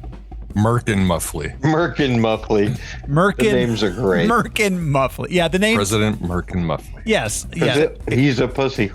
He's Adlai Stevenson, right? He's supposed to be That's the whole idea. Yeah. And Dr. Strangelove's German name is Merkword Gleib, which No. Is Gleib? I thought it had a longer German. It's a Gliese. Merkword Gliese. Is it the Essa? It's the Essa sound. It's not a B. It's a Gliese. Merkword Gleib. It's a Issa sound though, I think. But I love it looks like a B, but it's not a B. It's a Essa sound. which is just Strangelove in German. And he was obviously, a part of like Project Paperclip, where the government brought him over. Yes. So he probably was allowed to have some say in his American alias. He's like, call me Dr. Strangelove. I want to go under the radar. I want to be real low key. So Project Paperclip. Just so when I'm in a deli and they yell out. All right. Sorry. Well, and his likeness is Von Braun 1-to-1. So Werner von Braun. Yes. So Werner von Braun. So Project Paperclip was, for any of our listeners who don't know, was when World War II ended, we rounded up all the Nazi scientists and brought them to the United States and said, work for us now. Well, we rounded up all the ones that we could get before the Soviets got them. I was just going to say, the Russians were doing the exact same thing, which is what started the Cold War. Because don't forget, we kicked open the doors of Germany together. Mm-hmm. And then it was like, who's getting who? Yep, exactly. I think the U.S. kind of came out ahead on as far as getting Germans. Yeah, I think so. Yeah. So Werner von Braun. Because we had gotten most of the Germans that we needed out. Yeah. Before the end of the war. Yeah, because the Russians were focused on actually defeating the Germans. Yeah, and we were like, don't forget, we stayed out of the German conflict. Mm-hmm. Yeah. We let the Russians do the work. Mm-hmm. Yeah. Yep. Then we showed up for the newsreels. Yeah. And that theme that's in. We invaded the mainland on D-Day. The Russians were already there. Yep. But anyways, so Werner von Braun. Have you guys seen the picture of him in his office with all the models of the rockets behind him? Yes. Probably. And the biggest, they go up in size until finally the biggest one is so big that they cut out the ceiling above where it went, so it goes up into the ceiling, which is hilarious. Yeah. Because he was like, no, my model needs to go there. Cut the ceiling. It's like, you don't want to drop the scale of all of them so they fit? No. But it's still not life size. Shut up. This is my model. It goes there. Cut the ceiling. That's so German. So Nazi. Conform. Well, and they did it, and it's done in such like they didn't just like cut out the drop ceiling. It's like the edging. They put like the edging back in and made it look very professional. Like, it's incredible. But von Braun was a rocket scientist, and he came over and worked very closely with Jack Parsons, and that's how we got the space race. Yes. We already had the arms race underway. Yeah. And largely Skunk Works came out of that too, from Parsons, right? Mm-hmm. Mm-hmm. Yeah. It's crazy how much what was the name of the lab? Shit. But anyways, yes, von Braun was quite an asset to us. Absolutely. Did he retire? I mean, Yeah, I think so. I mean, he was never Like, let's see, Werner. So von there was a Braun. whole class of scientists under the Nazis that were able to just sort of work. So they were Nazis, make no mistake, but they weren't members of the SS. They weren't members of the Gestapo. They weren't members of political parties. They were scientists who were getting government research. Von Braun was the They weren't all Mengele. he was producing the V2 though, and they were using one of the camps as labor. To produce. Yeah, he used slave Don't labor. Get me wrong. No, I'm not. Including Yeah, he was a Nazi. including And everybody Auschwitz. did. But, yeah, Yes. but he was very aware of what was happening within the camps and using the labor from the camp, which is Not at fascinating. all- yeah, I wasn't Well, yeah, not that you're conflating that, but it's implying just that. interesting that one of the American heroes of the space race was using Oh, yeah. enslaved Jewish labor That did not bother from the us. camps. No, we which did is not just care. Like, people are arguing about whether or not Nick Fuentes is racist enough or not racist enough. Too racist or not racist enough. I can't tell. Nobody can decide. Right? Like, how about none? How So- about we just drop the bullshit? So von Braun was allowed to leave NASA and work in the private sector, and he became vice president for engineering and development for the aerospace company Fairchild Industries in the 70s. Fairchild Industries is they made a lot of equipment. They made planes, and then they ended up making just a lot of aerospace equipment. And both he and Parsons, once like the rocket, they made a lot of money out of formulating rocket fuel, coming up with better ways to use and burn that. Yeah. You know what I mean? After they made their money in rockets themselves. Yeah. The chemistry was, yeah. Yeah, they were like, yeah, exactly. They were Walter Whites just stopping by labs. And like, yeah, that's really good. Yeah. Von Braun was awarded the National Medal of Science and Engineering by President Gerald R. Ford in 1975. He passed away from pancreatic cancer in 1977. Well, at least it's painful. You know, Ford can't read, so I can't really hold it against him. They probably told him, but he wasn't listening. Yeah. Head injury, you know. Ford. So the I forgot to mention. So the title of this, How I Learned to Stop Worrying and Love the Bomb, was based on the popular self-help book published in 1948. It's considered one of the first self-help books, called How to Stop Worrying and Start Living by That's Dale where the title came from? By Carnegie. Dale Carnegie. Yep. The one of the greatest sociopaths. Yeah. How to make friends and influence people. Yeah, it follows that same like open, loose phrase. Like you're like, what is this? Is this a title? Is this a sentence? He was one of the first self-help authors. He wrote The Art of Public Speaking, like Josh said, How to Win Friends and Influence People. So Basically, his premise was, every relationship and situation is transactional, and here's how you can manipulate that situation. Yeah. Salesmen loved him. Yeah. Yep. Here's how to objectify and dehumanize your fellow man. Treat them as commodities.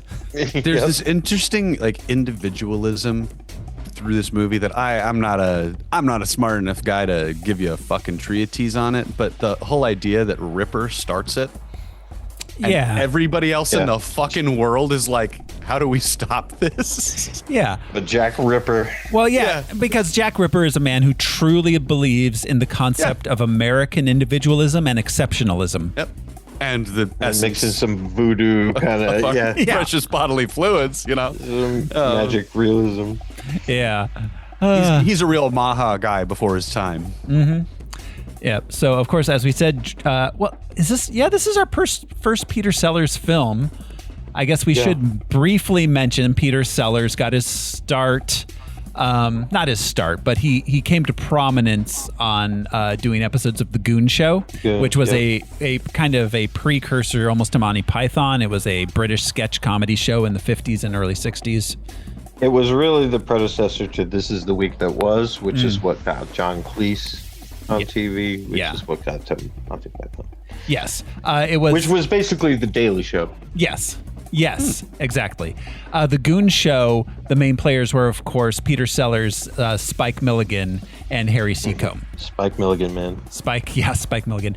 The Beatles were all humongous fans of The Goon Show, and one of the directors of episodes of The Goon Show was Richard Lester, who would go on to direct A Hard Day's Night and Superman 2.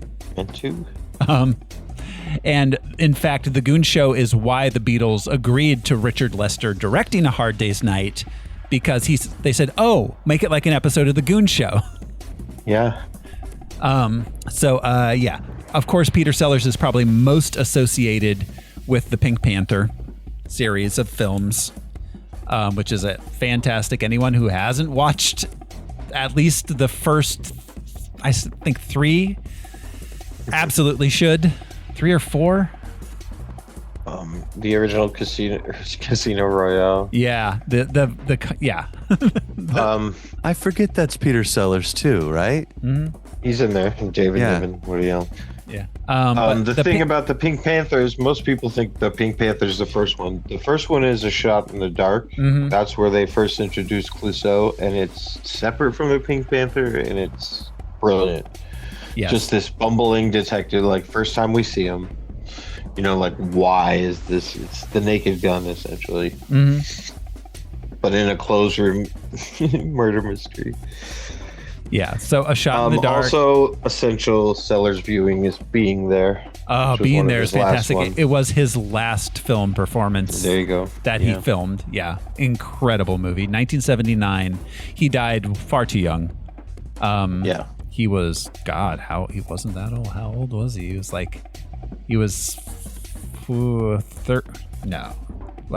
math. He was 55. Oh, wow. So there's a great documentary about him. Who is Peter Sellers? Anyway.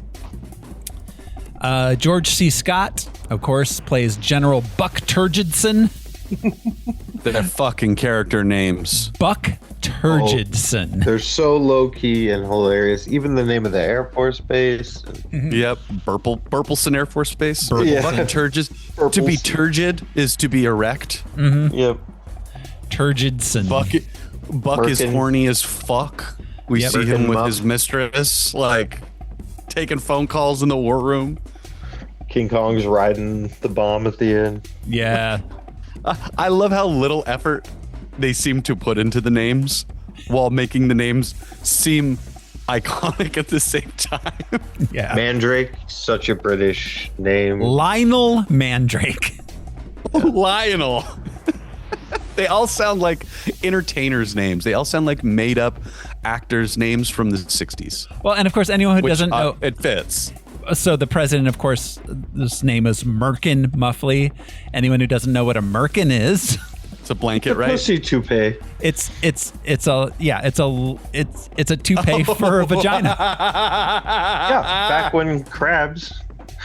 That's why men wore wigs, not because they were like, "Ooh, these are hot." They had to shave everything off. Yeah, you shaved off. Didn't Kim Kardashian just release pussy toupee underwear? Oh, I don't know. Is that American? I don't know. Kim Kardashian keeps doing things, and I keep ignoring it, so I have no idea. Yeah, for a long time. Yeah, that's not on my radar. But that one broke through to me. Yeah, it sounds right because once they started shaving vaginas again, they never went back. Yeah. So it would be hilarious if it was like, I'm going to shave my pubic hair off, and I would now like this Kardashian fake. It was necessity then. You don't have to worry about styling it or cleaning it or anything like that. You just throw a wig on, boom, you're ready to go. Well, they were particularly popular with the Victorian horse, Jack the Ripper. Mm-hmm. And of course, interesting. Merkin Muffley. So he's bald. Mm-hmm. So, and Muffley, muff is of course also a term for vagina hair. And Buck sees him as kind of a softie. He's Yeah. kind of a pussy, pardon the parlance. Yeah, that's exactly. He's not a manly man like Buck Turgidson. A buck. Yeah. A buck. Buck. He has a Turgidson. name again. Yeah. Yeah. Big buck. This might be our first George C. Scott film. Probably. He of course came to prominence. So far, because Patton's going to happen eventually. Whoa. We keep going on these themes. Yeah. I'll do Patton. Patton's fucking woo. I fucking love that movie so much. Yeah. That, of course, that's what he won his Academy Award for in 1970. He was nominated, and his first big role that brought him to attention was Anatomy of a Murder in 1959, The Hustler in 1961. Oh, yeah, he was in that. I know him best. That's not true. I don't know him best. He's beloved as the old man who got a football to the groin in The Simpsons. In The Simpsons. I forgot. Oh, my That's groin. the Oscar one, right? That's the actual Academy Award version. Yeah. Oh, my groin. Senor Spell be here go. I know him mainly It's from his muy movie bueno. Patton 2. Electric Boogaloo? There's actually a Patton 2. Oh, there It's is? amazing. Did he? Well, he was in it? It's all George C. Scott. Patton. It's I think it's called The Last Days of Patton. So it's When basically he's out at what 28 palms. It's what Bill O'Reilly copied for killing Patton. He didn't die in 29 Palms. He died in Europe, did he? He died in a No, car I just accident. meant. Isn't that where he loved his little war games? Oh yeah, well There's he a grew up there. Patton museum there. Yeah. Yeah. That Chiriaco is all his like stomping grounds when he was a teenager. That's why that museum's out there. Patton He was also in couldn't read, I think, until he was like 16. That's how much of a cowboy kid he was. Patton was in the movie They Might Be Giants. Patton Really? or George C. Scott. Sorry, yes, George C. Scott. I'm losing Yeah, my he grip was. on reality. Yeah, he was in the movie. They Standing Might Be rest in best. Yeah, as well as The Day of the Dolphin, which was a big a Mike Nichols film, which is fantastic. It is. That was a good day. Yeah.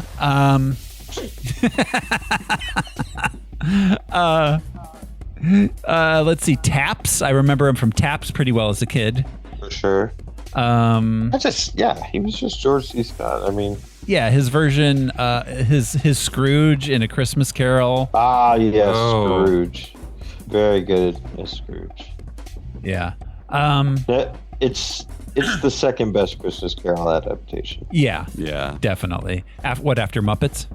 Yes. Yes. A Muppet's Christmas Carol is it's the perfect adaptation. Oh, I absolutely knew him from The Exorcist 3 and The Rescuers Down Under. Oh yeah. I knew him about from that The too? Exorcist for sure. Yeah. Well, I already knew him. You know, I grew up with, Korean veterans, World War II veterans, as we were saying. I just knew him. Yeah. Patton was always a thing in my childhood. Sure. Yeah. Yeah, Patton He's is just- definitely what I associate him with. Sterling Hayden plays Brigadier General Jack D. Ripper. Starts it all off Yeah, exactly. Sterling Hayden. with basically some QAnon 4chan nonsense. Yes, about What he thinks the commies are doing. fluoride. It's all about fluoride. I wonder how much of the fluoride conspiracies came from people watching this movie. Well, no. The fluoride conspiracies were already big business. But I mean, like any conspiracy, you put it in a movie. JFK, man. Like, it was a big deal. Sure. But the movie made it a bigger deal, So- it gave everybody the language to... I think that this gave people... Not that people are talking about their precious bodily fluids, but the communists putting fluoride into the water. The communists Cold putting War, it, the Cold War bred the conspiracy culture for sure. But Because I knew people that said that kind of stuff when I was a teenager. Like, that shit had legs, which is crazy. And people still say that about fluoride. absolutely they do. I always did. In the 50s, But there look were around the world, we have better teeth. in the 50s there were I'm sure you'll be shocked to learn, mostly in deep southern states, metropolitan areas and counties, which banned the use of fluoride because of the supposed mind control elements. And yes, they thought it was, yeah. And there were actually some municipalities which not only outlawed fluoride, but outlawed speech which was pro-fluoride. You weren't allowed to be a proponent of fluoride publicly. Well, and what's hilarious is they even make the misinformation. Ripper even mentions that it's in sugar. Which is hilarious. Putting fluoride in sugar is hilarious. Ice cream. Do you like ice cream, Mandrake? I brush my teeth by putting baking soda and vinegar in my mouth. Yeah, it hurts, but yeah, I brush my teeth with gravel. These two things don't go together, homie. Yeah. Sugar and fluoride. Sterling, played by Sterling Hayden. Wait, is there a chemical reaction that I'm missing there? Do they catch on fire or something?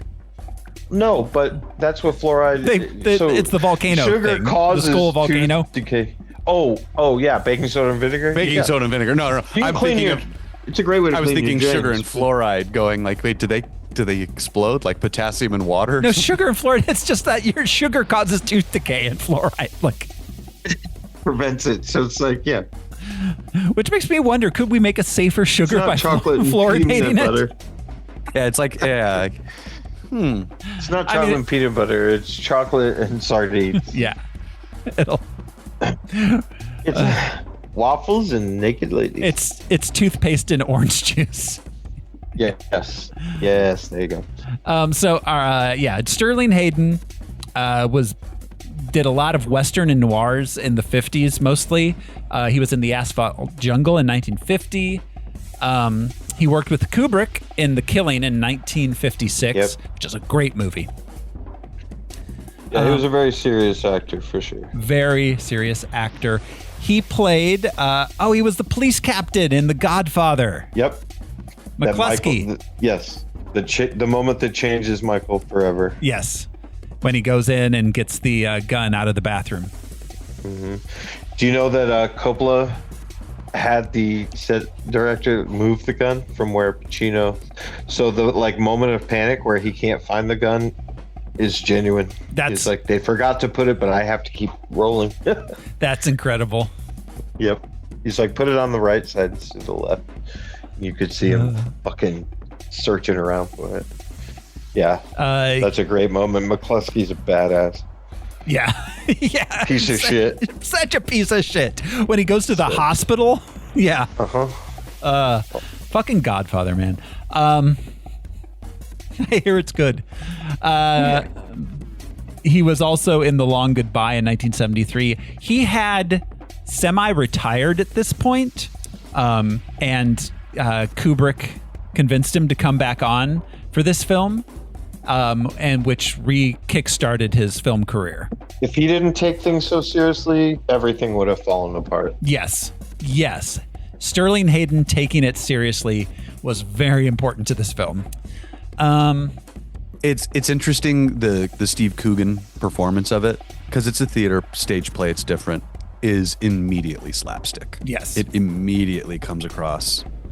Because it's not him, but the guy that's playing him, I forget the actor's name, but like he's trying really hard to keep it together. But this tone, this way of speaking is kind of outdated now, and it just does not come across the same way. So to this guy's credit, he really sells it. Oh yeah.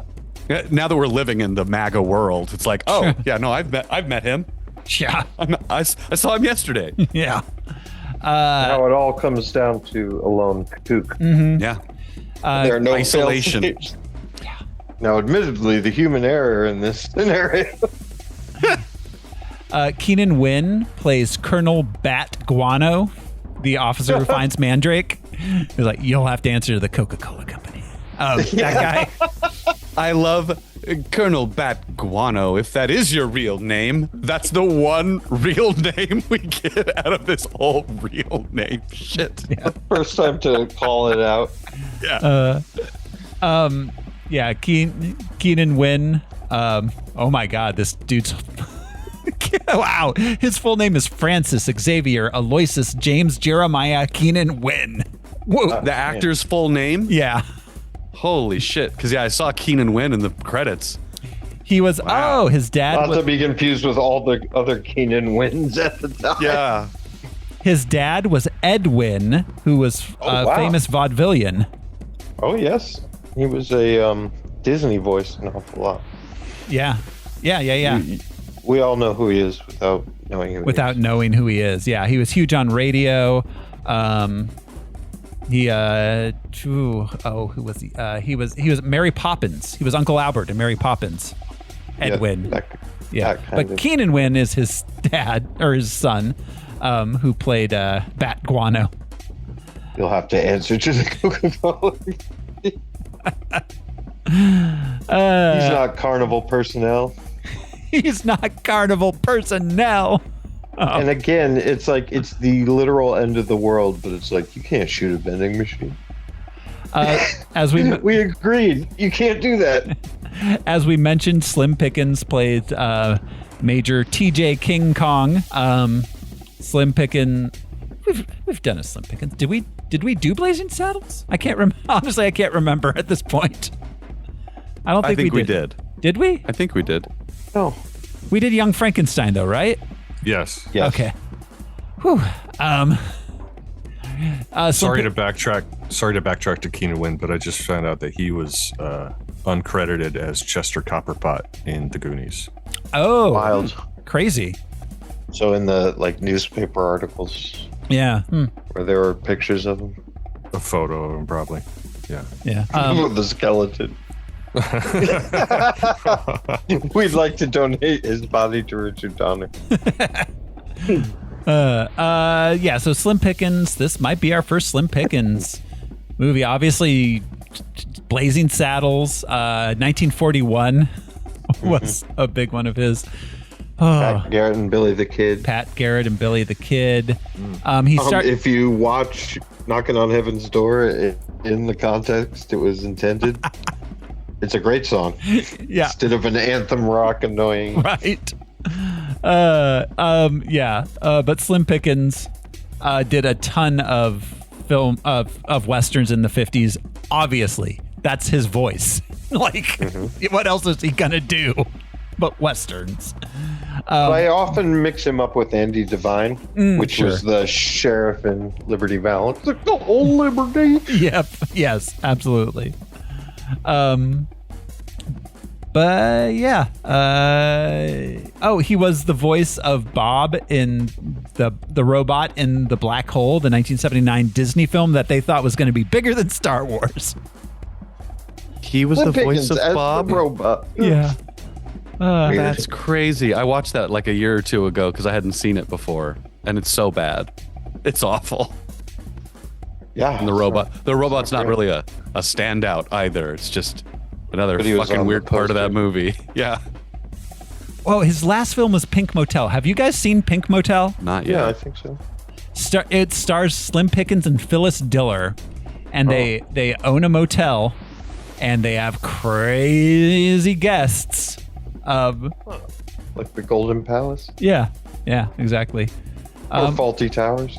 Yeah, basically. Wow, I forgot about that movie. But rounding out our cast, of course, James Earl Jones as First Lieutenant Lothar Zog. That character's name is Lothar Zog. That's his name in Conan, right?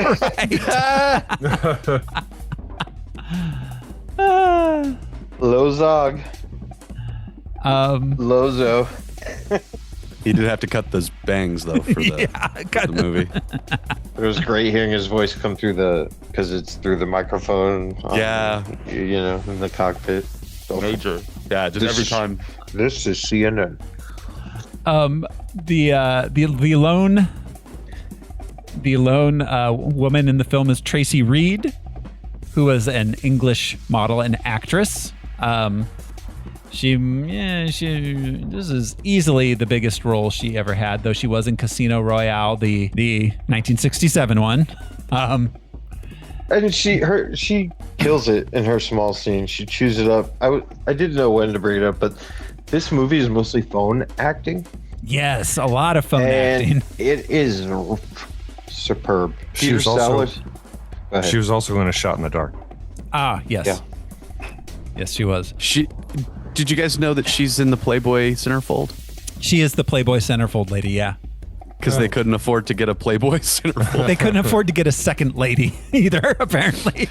So when she was cast, Kubrick was like, I need to see you in a bikini.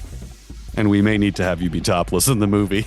And she had to negotiate back down to, you can see me in a bikini and I'll be laying on my stomach. That's as close as I'll get. But it's interesting that even in 1964, she was able to he wanted her enough for the role that she was able to talk him back down from being like, sorry, full frontal nudity in this one. But the way she's talking to George C. Scott and then talking to nobody, because I don't believe, unlike other directors, I don't think Stanley was on the other line. I think it was just Peter Sellers is pretend talking, and it's just. Mm-hmm. Oh my God, Dimitri. Now, well, don't you think? Well, imagine how I feel. I saw that. She's talking to out. the general, the other general, and just like, yeah, no, I'll tell him. So, and then she's giving these top secret, yelling them through the room. It's incredible. So, okay. Just once again to impart how British people are, and how it's all nepo babies. She is the daughter of Anthony Pelcier, who is a British director, and actress Penelope Dudley Ward, the granddaughter of actress Faye Compton and producer H.G. Pellicer, and socialite Frida Dudley Ward, the great who was the great grandchild of William Humbly Ward, the 10th Baron Ward. Her great-uncle was Sir Compton Mackenzie, and her step-cousin was Oliver Reed. She attended Miss Ironside's School for Girls in Kensington. Yeah, it's almost like kids of a certain class are able to afford their to go into the arts, such as acting. Yes, exactly. Exactly. Yeah, that's. Think of how many chimney sweeps that could have won Academy Awards. Exactly. It's not so much that. Yeah, yes. Drew Barrymore proves that a dynasty doesn't mean anything. Yes. I mean, God bless her. She's adorable. She's a part of my childhood. Yes. She's terrible. Yeah, she's not a great actress. Yeah. No. Yeah, no, the nepotism is, yes, it's the connections in the industry itself, but even more than that, it is the generational wealth that allows the children to spend their time in the arts.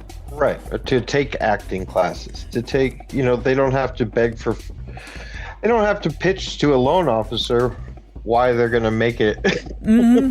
They don't. Yeah, they don't have to work they don't have to work in a Chipotle to while they're trying to do auditions.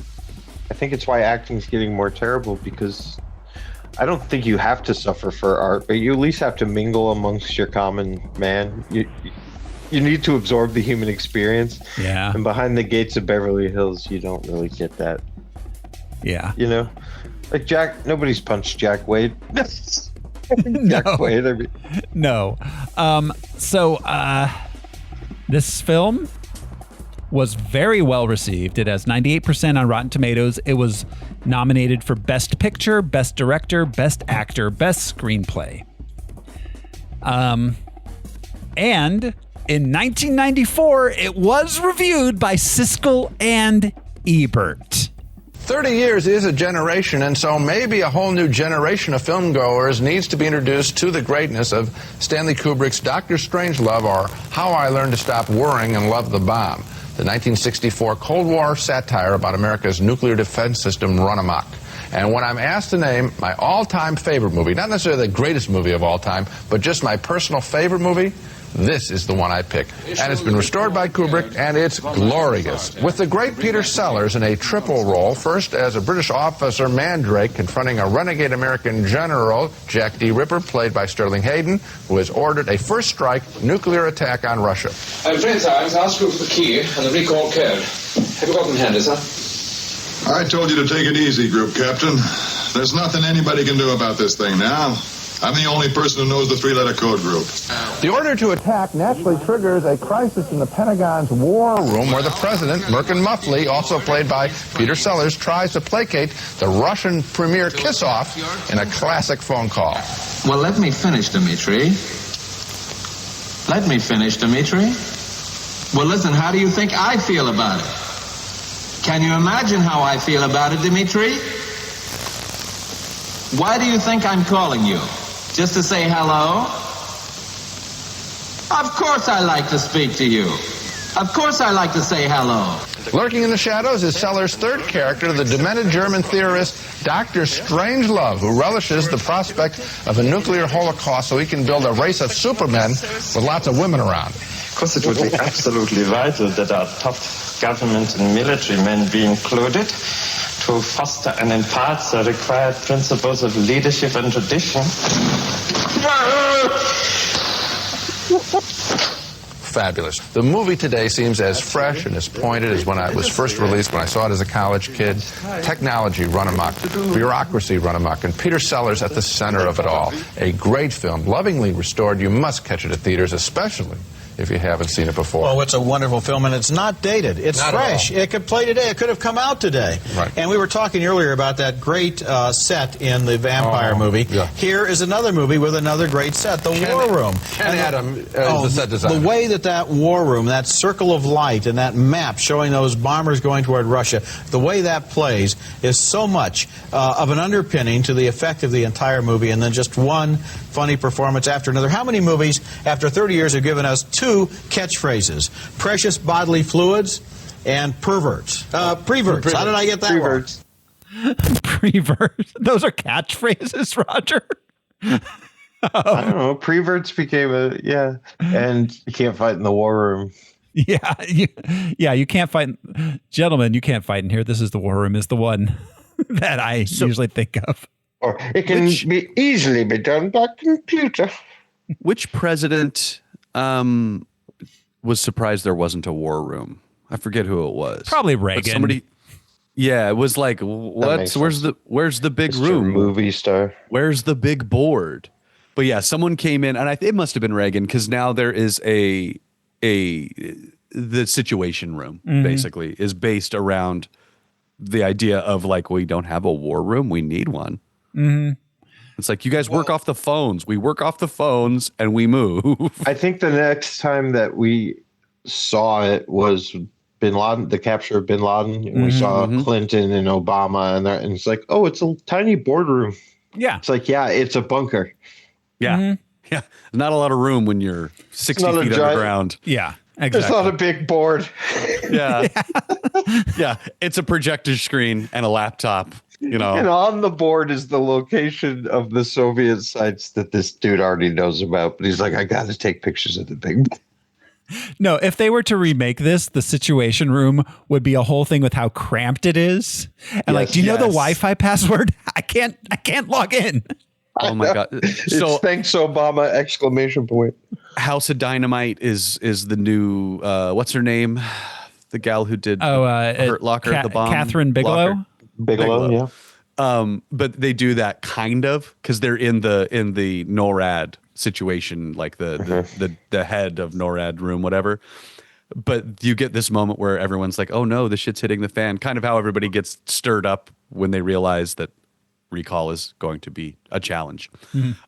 But you get this like, can you go get my phone? And like a guy getting his phone and looking at his phone and being like, oh shit, I need to grab her phone. That's what they did with the like, that's how you're modernizing this moment is like, will you get my phone for me? And the guy's like, oh, I almost forgot to get her phone. To the like missing the forest for the trees with a modern version of this. Like, yeah, everyone's going to want their phone, dude.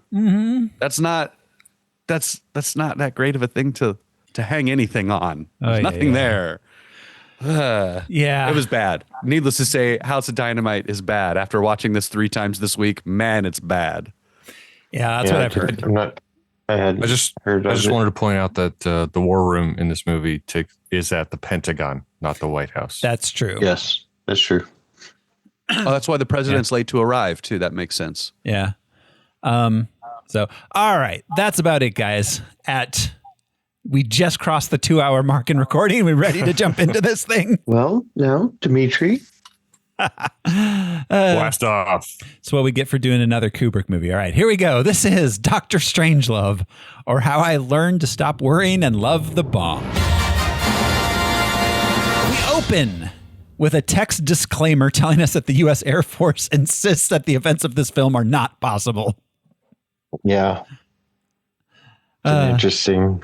Yeah. And that none of the characters are based on real people. Mm-hmm. Yes, exactly. Wink, wink. Yeah.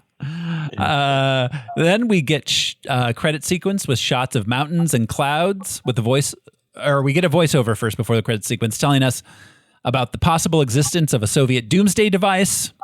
Then also they're showing the midair refueling, which is letting the audience know this is how they perpetually stay in the air. Right. Then we get a credit sequence over disturbingly erotic footage of bombers refueling midair. I know. Doesn't it feel like they were fucking, like it disengages as like a elephant penis? They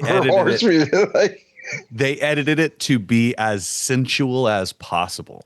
That was the goal. Was this like, how do we make this cold technology sexy, but in a not like, I don't know. It's so weird.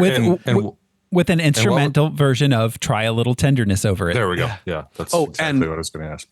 And that's what the musical, the stage play, they sing. They open it with this instead of there being a refueling sequence. It's just the cast of the plane and the war room singing this together. Singing Try a Little Tenderness. Nice. Which is kind of cool. Yeah. Then we cut to Burleson Air Force Base. United States Air Force Brigadier General Jack D. Ripper, the commander, calls up his executive officer, exchange officer Lionel Mandrake. It's hilarious. An exchange officer, like an exchange student. That is totally a thing that we do, though. Is it? Okay. So because of nuclear defense, everybody needs to be on the same page. So our closest allies, you switch people back and forth so that communications are super tight. It's like, I know exactly how the Americans would handle this situation. I spent a year with so-and-so with Ripper at Burleson. Okay. It's not unusual. We get Australians that are embedded. We get British people that are embedded in our military kind of commonly. Okay. So he tells them to put the base on alert red, condition red.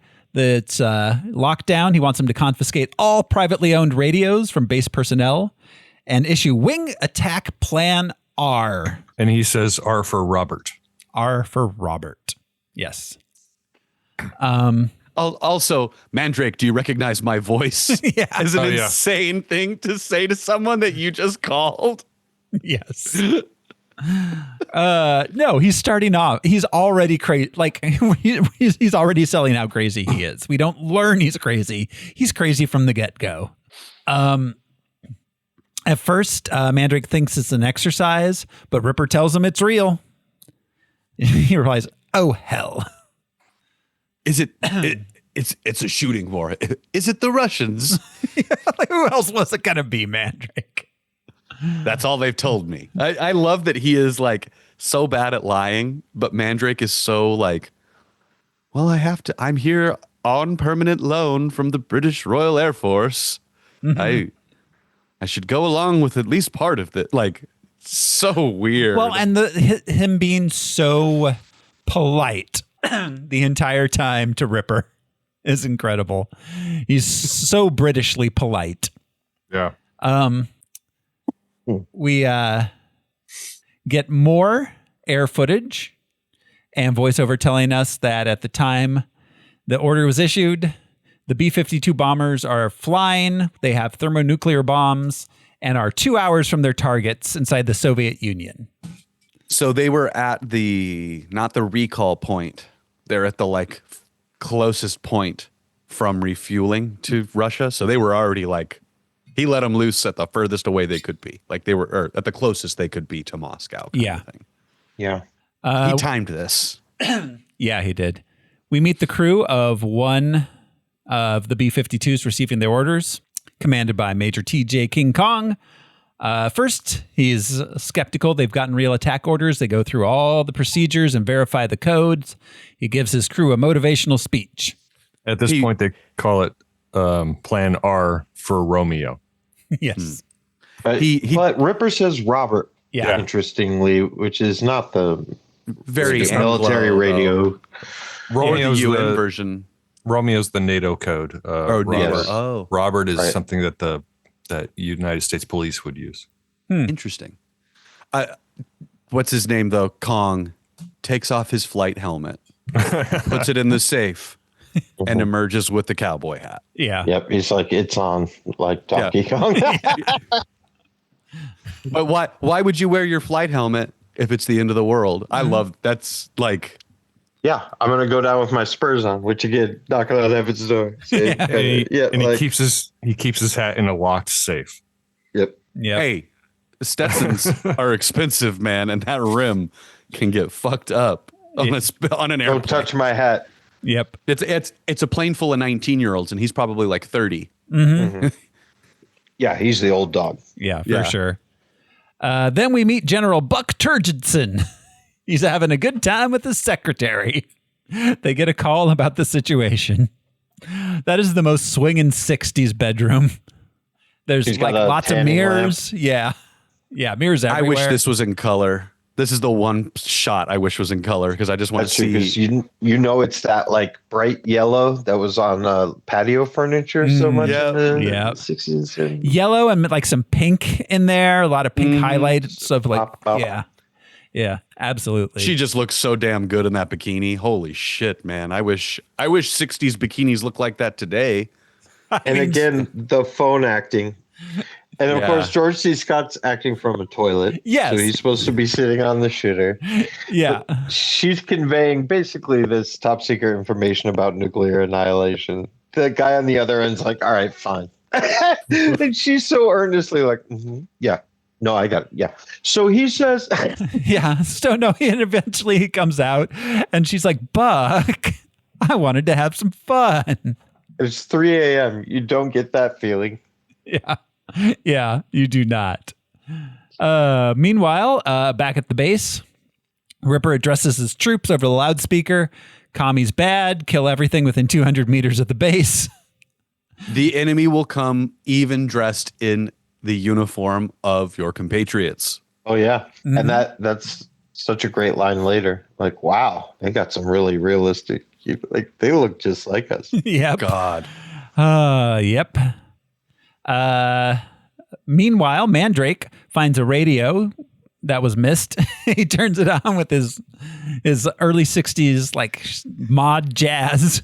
Yeah, he finds it inside the printer, I think, for like the teletype. Yeah, someone hid it so they didn't have to give it up. Yeah. So back in the day, we didn't have fax machines. Pre-internet, pre-fax machine, you would have a teletype, which is kind of like a constantly on boop, boop, boop, boop, boop, boop, boop, Morse code kind of data communication. It would come across in words and stuff, but you just had this consistent stream of printed paper. Yeah, just coming out all the time. That's one of those things that has aged so funny in the modern era with tablets. Oh, those supercomputers, with reams of paper and stuff. Like this makes sense because that's what the room would look like in 64. The world of business, academia, bureaucracy, everything was run on paper up until it just wasn't. Well, and it's funny to think like a teletype machine that gives you a string of words at best. Probably cost 1 million times what it costs to put Wi-Fi and computers in your business. Yep. You know, per today's dollars versus their dollars then. Yeah, absolutely. So he finds out nothing's being transmitted about any war. Meanwhile, the aircraft start attacking. They set their radios to allow communications only through CRM 114 discriminators, which only accept communications preceded by a secret 3-letter code.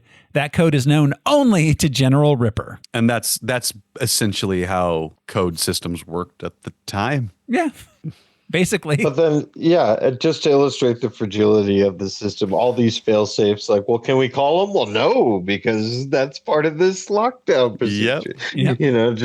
We gave it to one guy. Is that what you're telling me? Yeah. Well, that's how we designed it. You don't want that getting out.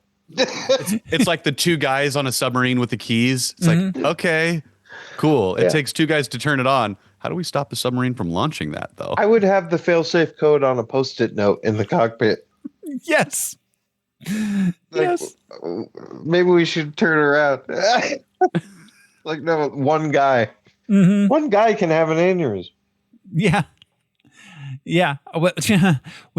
As we have as a world discovered, you don't want fail-safes. You don't want anything in the hands of a guy. It needs to be a process, and it needs to be procedures, and it needs to be spread out over a large continuum of whether people. or not people get food stamps is brought to the floor for a vote. But one guy can end the world. So when Kennedy was elected, this system was still in place. A high-ranking Army officer or military officer that had access to launch capability could, if unable to reach the executive branch, launch on their own. Mm-hmm. Kennedy won, and when they bring you in to read you all the fucking secrets as the president-elect, he had no idea that someone else could start a nuclear war until that moment. Mm-hmm. That had to be terrifying. I imagine being like, oh, cool, this is dope. I'm going to be able to get all this shit under control, this Cold War thing. I've got a plan for it. And then someone goes, yeah, that's great. But the military who hate you, they can also start that war whenever they want. It's like, oh, shit, I just and he was myself. Like, that's not cool. And then, started the cascade of, like, you're not playing the game, bro.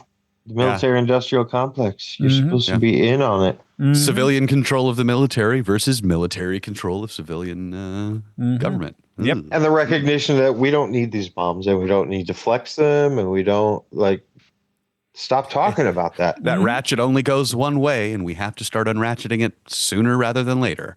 Right. Which to Reagan's sort of credit, I guess, whatever. He's the one guy who got us to start unratcheting shit at the executive, presidential, whatever level. People have been arguing for that for a long time, but he made the decision to stop making so many sound like he had gotten rid of them. Yes, he did. He was like, we're just going to, you know what? We're going to chill out because we got enough. That's what he did. Yeah. This literally. But hey, you know what? I'll take it, man. That's a win.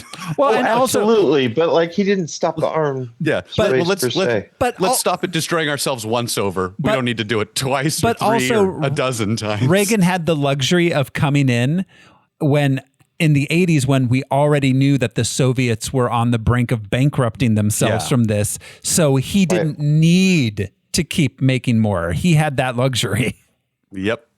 He just needed to nut up and do it, which, again, not to give him too much credit, but the fact that shit happened is still, it's over, starts over. So whatever, people could do whatever the fuck they want. The new version is not as limiting. Anyway, because we're back to a president who's trying to flex again when it's on that's, nobody can get off the bar stool. Maybe Russia and China, but we're good. Mm-hmm. We're good. Yeah. Nobody can take us down. Now, a mutually assured destruction. But that was Kennedy's thing. There's no need to flex. Mm-hmm. So, all right. The shotgun's under the seat. As long as the guy thinks the shotgun's. Yeah. Back at the base, Mandrake confronts Ripper about the radio, tries to convince him to recall the aircraft, and tries to stop Ripper, who locks them both in his office.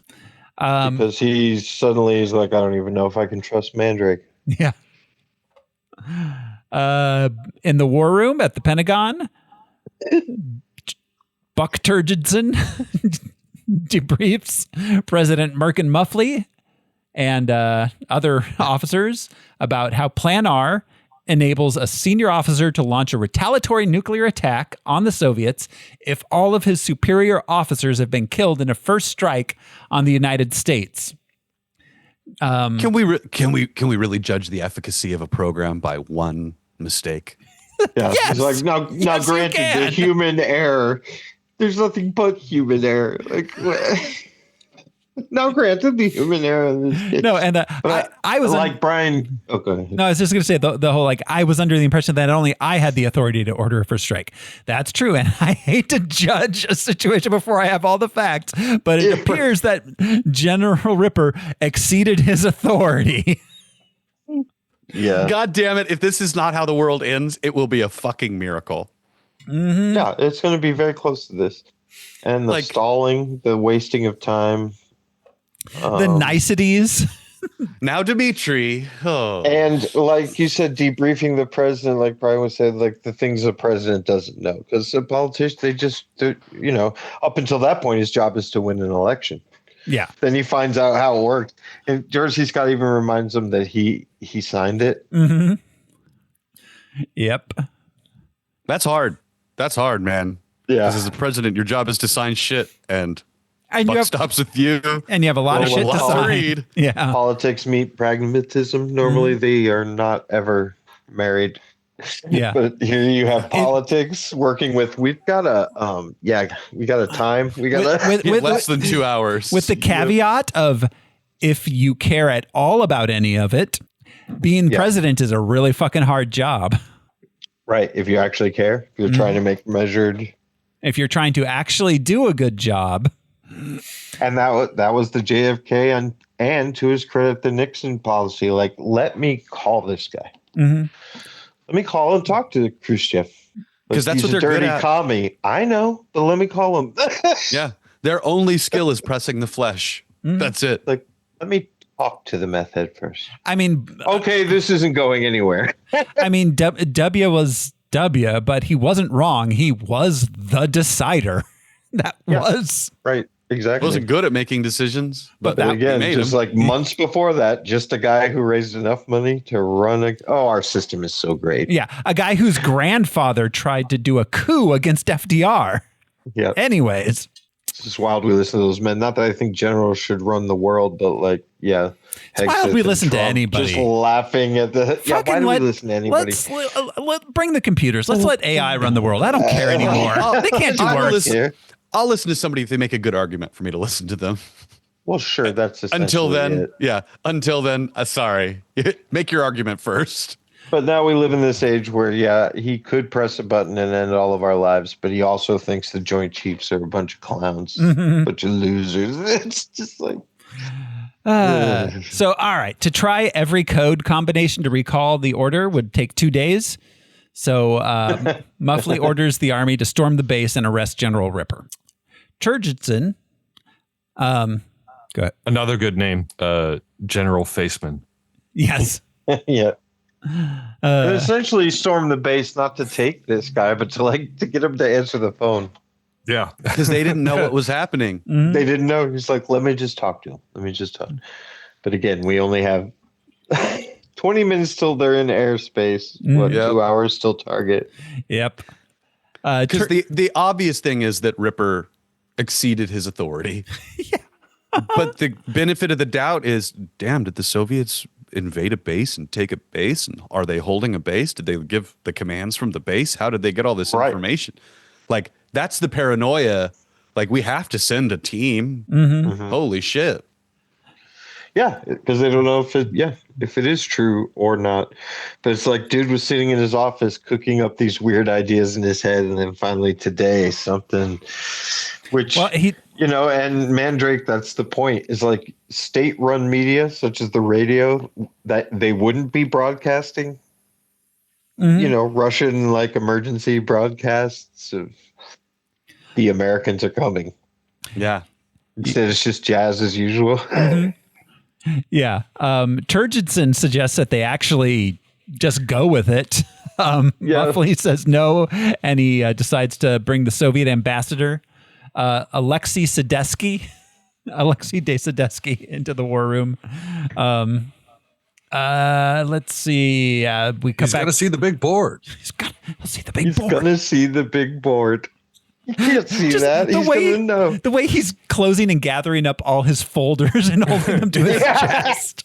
And we didn't mention how he's compulsively chewing gum. I think he just quit smoking. I think that's what this is like. I think that's kind of the thing is he just quit smoking. So he's just chewing gum constantly. Because everyone else is smoking, cigars, cigarettes. Mm-hmm. And they're all sitting around and it's all one closed phone line. So everyone holding the phone is listening to the one conversation, which is brilliant. That's phone acting too. Even though they're not saying anything, they're watching Muffley talk to Dimitri. He's not. But they're pretending they're hearing his made-up conversation. Fantastic. Kubrick gets some performances out of these dudes, man. Fucking. Okay, hot take. Kubrick was a pretty good director. But imagine George C. Scott, like, I refuse to be in a comedy, and he's still getting this out of him. Right. The way he's silently listening to the Russian premier and the president, he's just like, they're being too nice. They're being too nice. That's all conveyed on his face. His face, man. God damn. That He's whole like, why isn't he cursing him out? That whole conversation is improvised, right? That whole thing. Yeah. Peter Sellers. Now Dimitri did a ton of improv in all three of his characters to the point that they had to like retroactively put it into the script, but uncredited. Yeah. So that's a part of phone acting. You have to sort of improvise because we don't realize it when we're writing dialogue, but humans have a lot of ums, hus, oohs, natural pause. We say yes as so often. Yeah. So the phone acting has to be loose. Yeah. Because you're pretending so that's the hilarity of George C. Scott reacting. Peter Sellers is having this made up conversation, not letting anyone else know what Dimitri's saying. And George C. Scott is pretending to listen to this fake conversation and is reacting appropriately. Yeah. That's a form of comedic brilliance that I don't. Yeah. It's fantastic. I don't even know how you get there. Mm-hmm. Just the setup. It's the Kubrick of the whole thing being like, this is going to work. And then just so it's like doing it and doing it and doing it till it works. At improvisation, a lot of talented people can improv, but to be able to improv reactions to improvise situations is just as important. And have it feel natural and strike the comedic tone that you need it to be. Yeah. Right. Because George C. Scott so is many good. of our reactions as humans are involuntary. So funny in this movie for a man who's not a comedic actor. That's what's so frustrating to me about the take, that he was like harassed into getting comedic takes. And it's like, I think that we're stealing agency from a grown man. Like listening to a phone, staring at the man on the phone, shoving his mouth full of gum. So like he's nailing this reaction to nothing. There's a shot later, the famous pratfall, whatever, where he gets back up, and he keeps acting because there's like another 2 seconds after that. To this point, this is kind of where why I'm standing on my little apple boxes. They cut him back into that position. There is a cut, and he is reset, standing with his hand in the same position.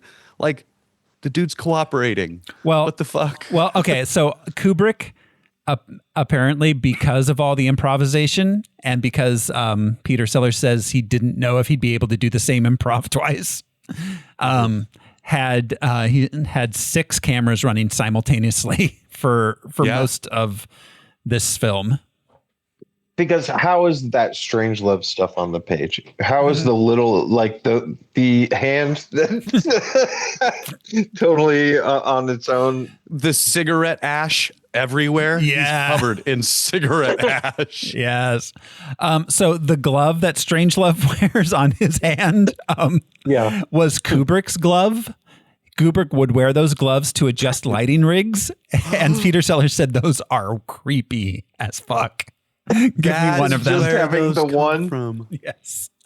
Because they're like groundskeeper gloves. They're like spooky turn of the century groundskeeper gloves. Yeah.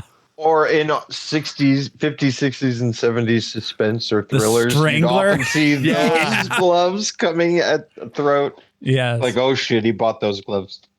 But then, of course, I lived in the era of the OJ isotonic gloves. That's right. They were slimmer. Yeah. Do you want to kill somebody? These aren't your dad's gloves. Yeah, these aren't your daddy's murdering gloves. Isotoner gloves and blue blocker sunglasses, man. That was the early 90s. That was it, brother. So my name is Geek. I put him on as a shocker. I'm so glad you remember the rap. Yeah, Geek was the shit. Oh, man. He had bars. So we cut back to the B-52, which is Slim Pickens is going over their emergency provisions so you could have a nice weekend in Vegas. Cut back to the. I love the rations, and they're there for a reason, because things to trade in Russia. But they're like 3 things of lipstick, 2 nylon. That's what gets them to say you can have a good time. Yeah. Back in they call these pills and cross dress. Yeah. There's drugs and women's clothing. So that's the good time. Not trading across plus 100 rubles. Yeah. Back in the war room, the Soviet ambassador arrives. He's they're trying to call the premier. The premier's name, by the way, is Dmitry Kisov. Yep, Kisov. They are having trouble getting him on the line. There's a scuffle between the ambassador and Churchinson. He finds him trying to take pictures of the big board with a hidden camera and a matchbox. This is where we get it, the most famous line in the movie. Yeah, gentlemen, there's no fighting in here. You can't fight in here. This is the war room. Yeah. Yeah, so brilliant. How serious we take our institutions. Mm-hmm. Yeah. Back until now. Yeah. Everything's real serious until it isn't. This movie feels like it was made today. Mm-hmm. It feels like The Great Dictator, but made today kind of thing. Like, right. Yeah. There's all the still names. There was still like a solemnness to the like this is serious. Yeah. Mm-hmm. Yeah. Now we've reached that farce of like it feels like somebody could lean on the wrong console and start World War III. Like I feel like that's where we're at now. Like whoops. with accidentally texting state secrets and shit. It's like yeah, exactly. Dear God. Right. What's this 3-digit code everybody got? Back at Burleson, the invasion of the base begins. Oh, I wanted to say that one real quick is that to go back to JFK and Adlai Stevenson and stuff is the reason George C. Scott, reason LaFay, these like hardcores, the narrative was that commies are godless and inhuman, so they would never come to the table. They would never speak like rational men. So we can't pretend to do that. Mm-hmm. Do you know what I mean? Like, let me talk to Dmitri. What? They can't talk. Well, yeah, they're barely human. Yeah. Well, yeah. No, and Turgison's whole like, well, you're average Rusky. Right. Yes. What are you doing talking? And Alexei warns the president that Dmitri is probably drunk. Yes. Mm-hmm. Yeah. Well, because it's 3 a.m. in DC. Yeah. Which means it's the middle of the fucking day in Moscow. Yes. And he's probably drunk. And also. Well, and Ripper states that all they drink is alcohol. So that's why they need our fluids that water would normally give them. Our precious bodily fluids. But just like, like the enemy looks like you, vodka looks like water. You don't. Yeah. Well, which is why then they, then when he contacts the premier, he is drunk because that's why he's like, well, yes, of course I'd like to talk to you, Dmitri. Yeah. Well, you think I just called to say hello? Well, yes, I do love to say hello. Why wouldn't you call me just to say hello? Having to get through the friendly bullshit to get to the point at hand. Well, Dmitri, we've always talked about the possibility of something going wrong with the bomb. Yeah. And then immediately the shift, the vibe shifts, you can tell. Well, he did I know where you're going. He did a silly thing. Well, now imagine how I feel. Imagine how I feel. The world is about to end. The amount of empathy required in this conversation is like fucking Titanic, man. Well, no, and the like the bro love soothing of it all. Like, also, well, homie, I do like talking to you, bro. But I understand what it's like to be a world leader. I think only you and I really know. Well, yeah, exactly. Exactly. Well, and also like the whole thing, like he's not just satirizing the military industrial complex. There's also, because this is Adlai Stevenson. This is the 60s version of like the left leaning humanist president, but who's also liberal. Who is doing his best, but is also ineffective. And in the end is also like 10 women, you say. Yeah. And don't forget, McCarthyism never ended for the military. No. Yeah. No, it did not. Yeah. So this is the point where, they reveal all the targets and flight plans so that the Soviets can protect themselves and shoot the bombers down.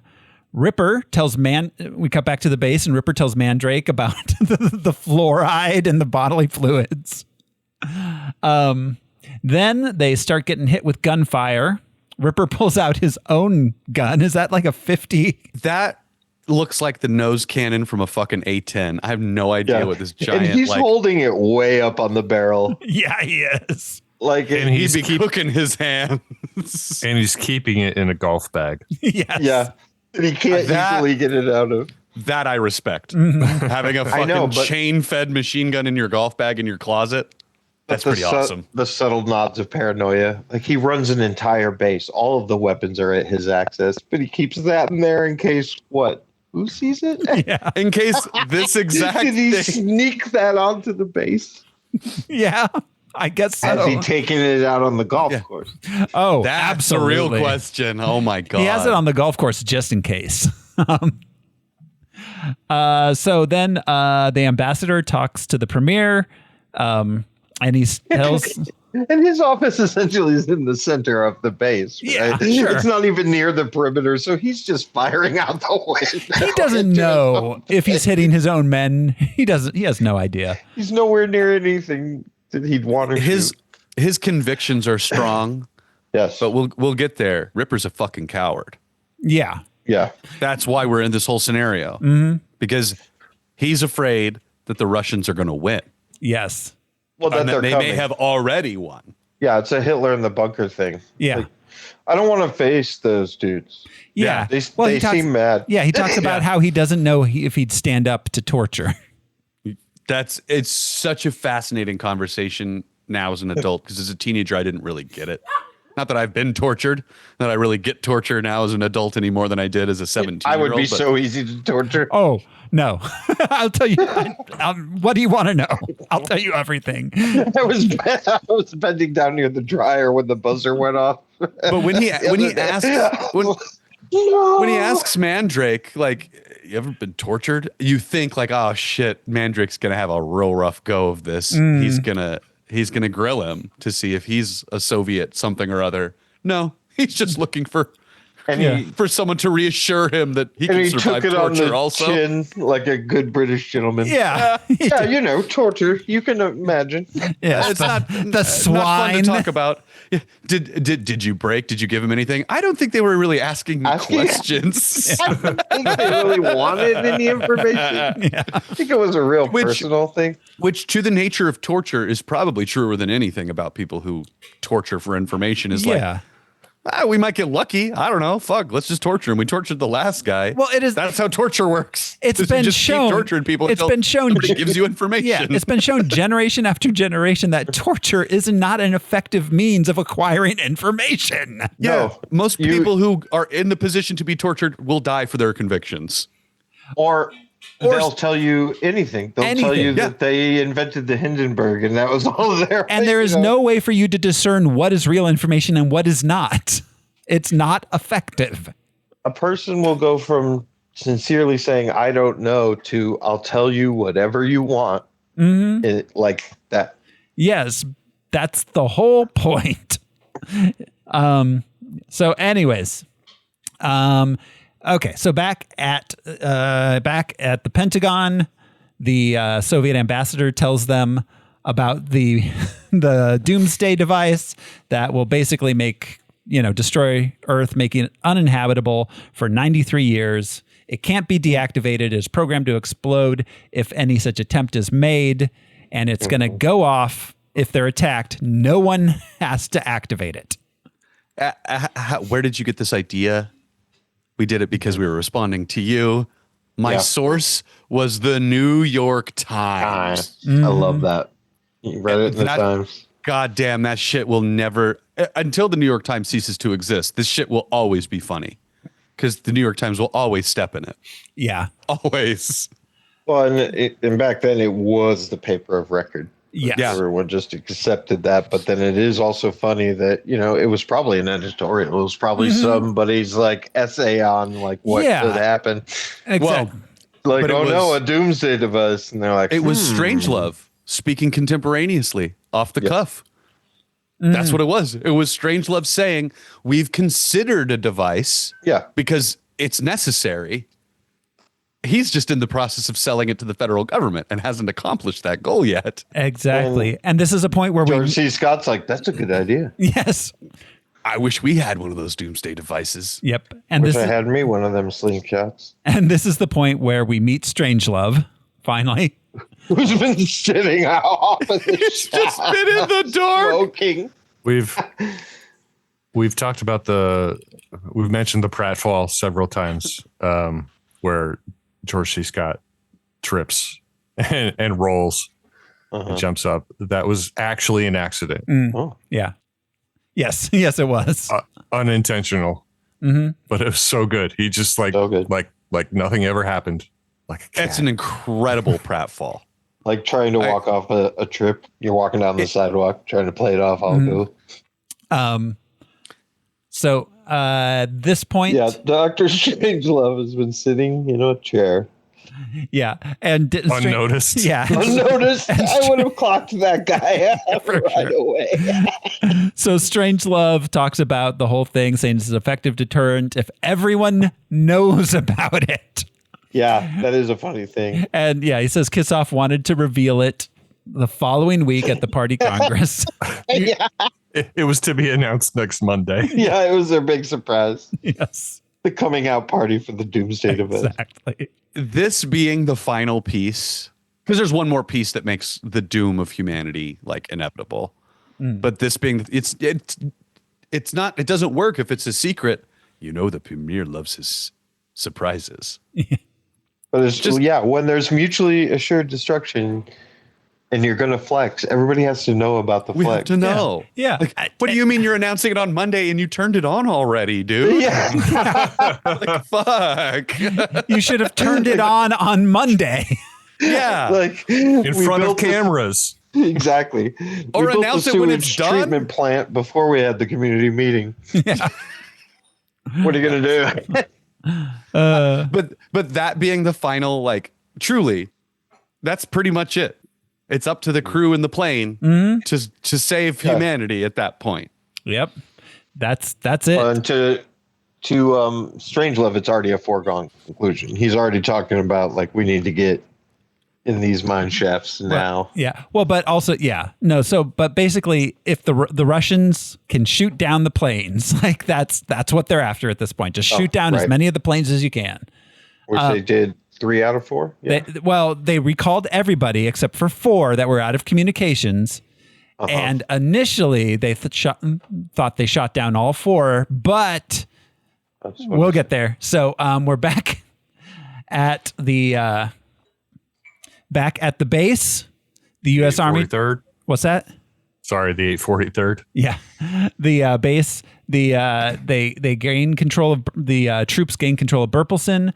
General Ripper talks about the torture at this point and goes into the bathroom and shoots himself while Mandrake is politely trying to get the codes out of him and explain that they'll just explain the whole thing.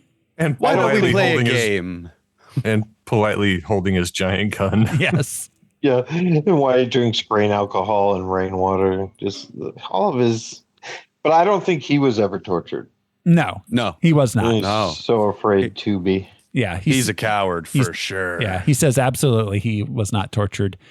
Meanwhile, the B-52 gets attacked by the Russians and gets damaged, but is not destroyed. One particular part of the plane is damaged in the attack. Yes. Our discriminator.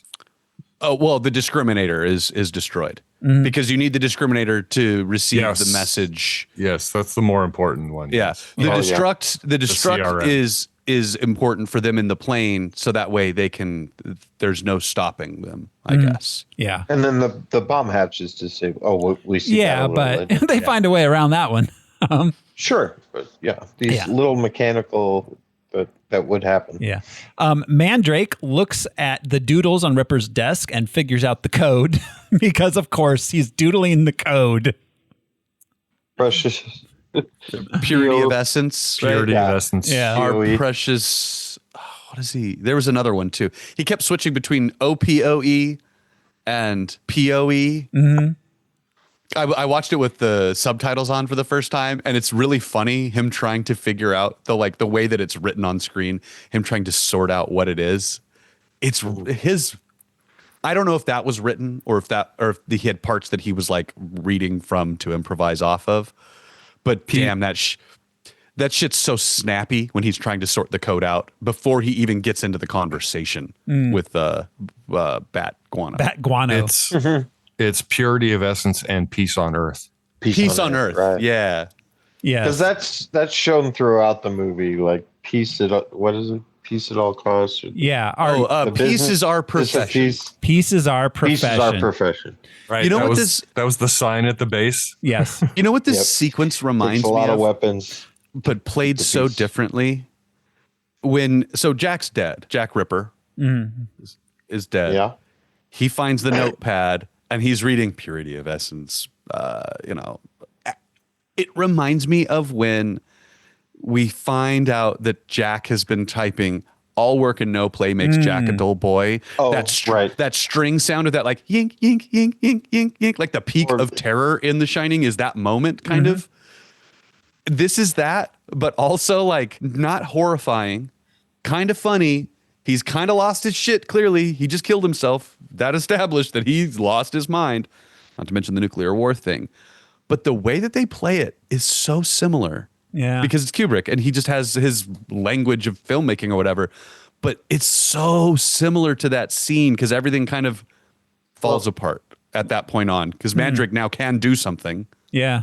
A lot is revealed by subconscious doodling and scribbling, and that we don't even know sometimes what we're lost in another task. Yeah. So I think Kubrick realizes that all the little subconscious things that we do to give ourselves away. Yeah.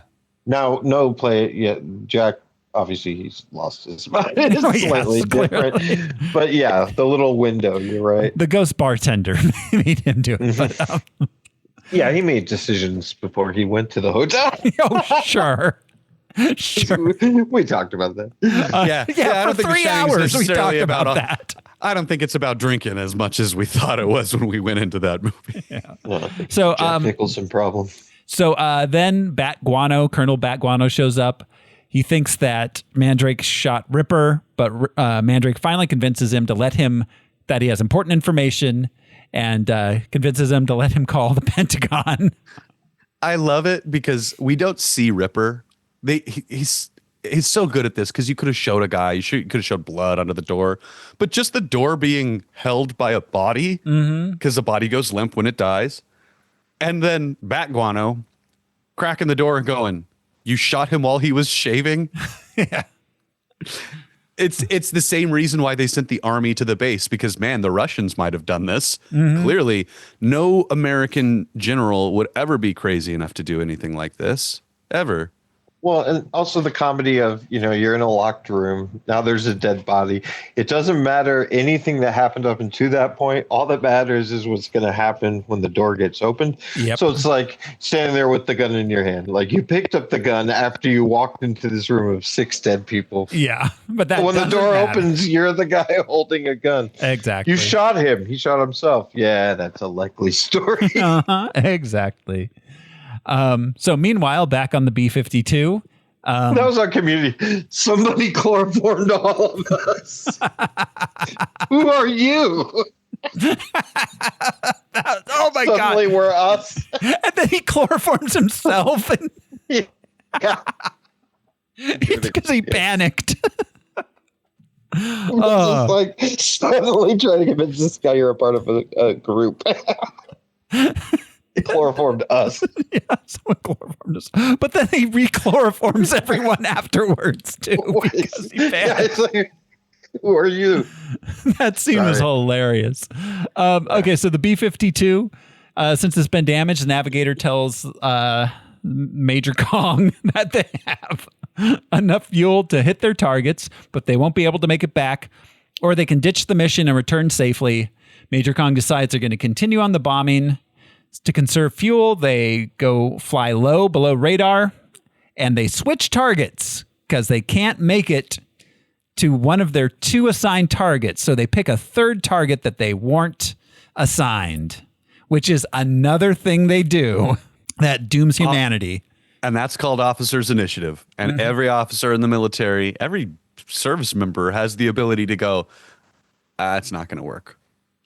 I have to adapt. Sure, you're the one in the cockpit. Yeah. Like every man's mission is his mission. When you're on your own at that point, you have to make the best choice. And that was them making the best choice. Well, shit, if Washington's gone, we should hit 3 cities. Mm-hmm. Yep. Why those astronauts, those early astronauts were badass fighter pilots. It's like the nerds on the ground are definitely running it, but they're not up in the gats. You got to know when to hold them. Yep. Know when to hold them. So they're able to recall all the bombers except for 4.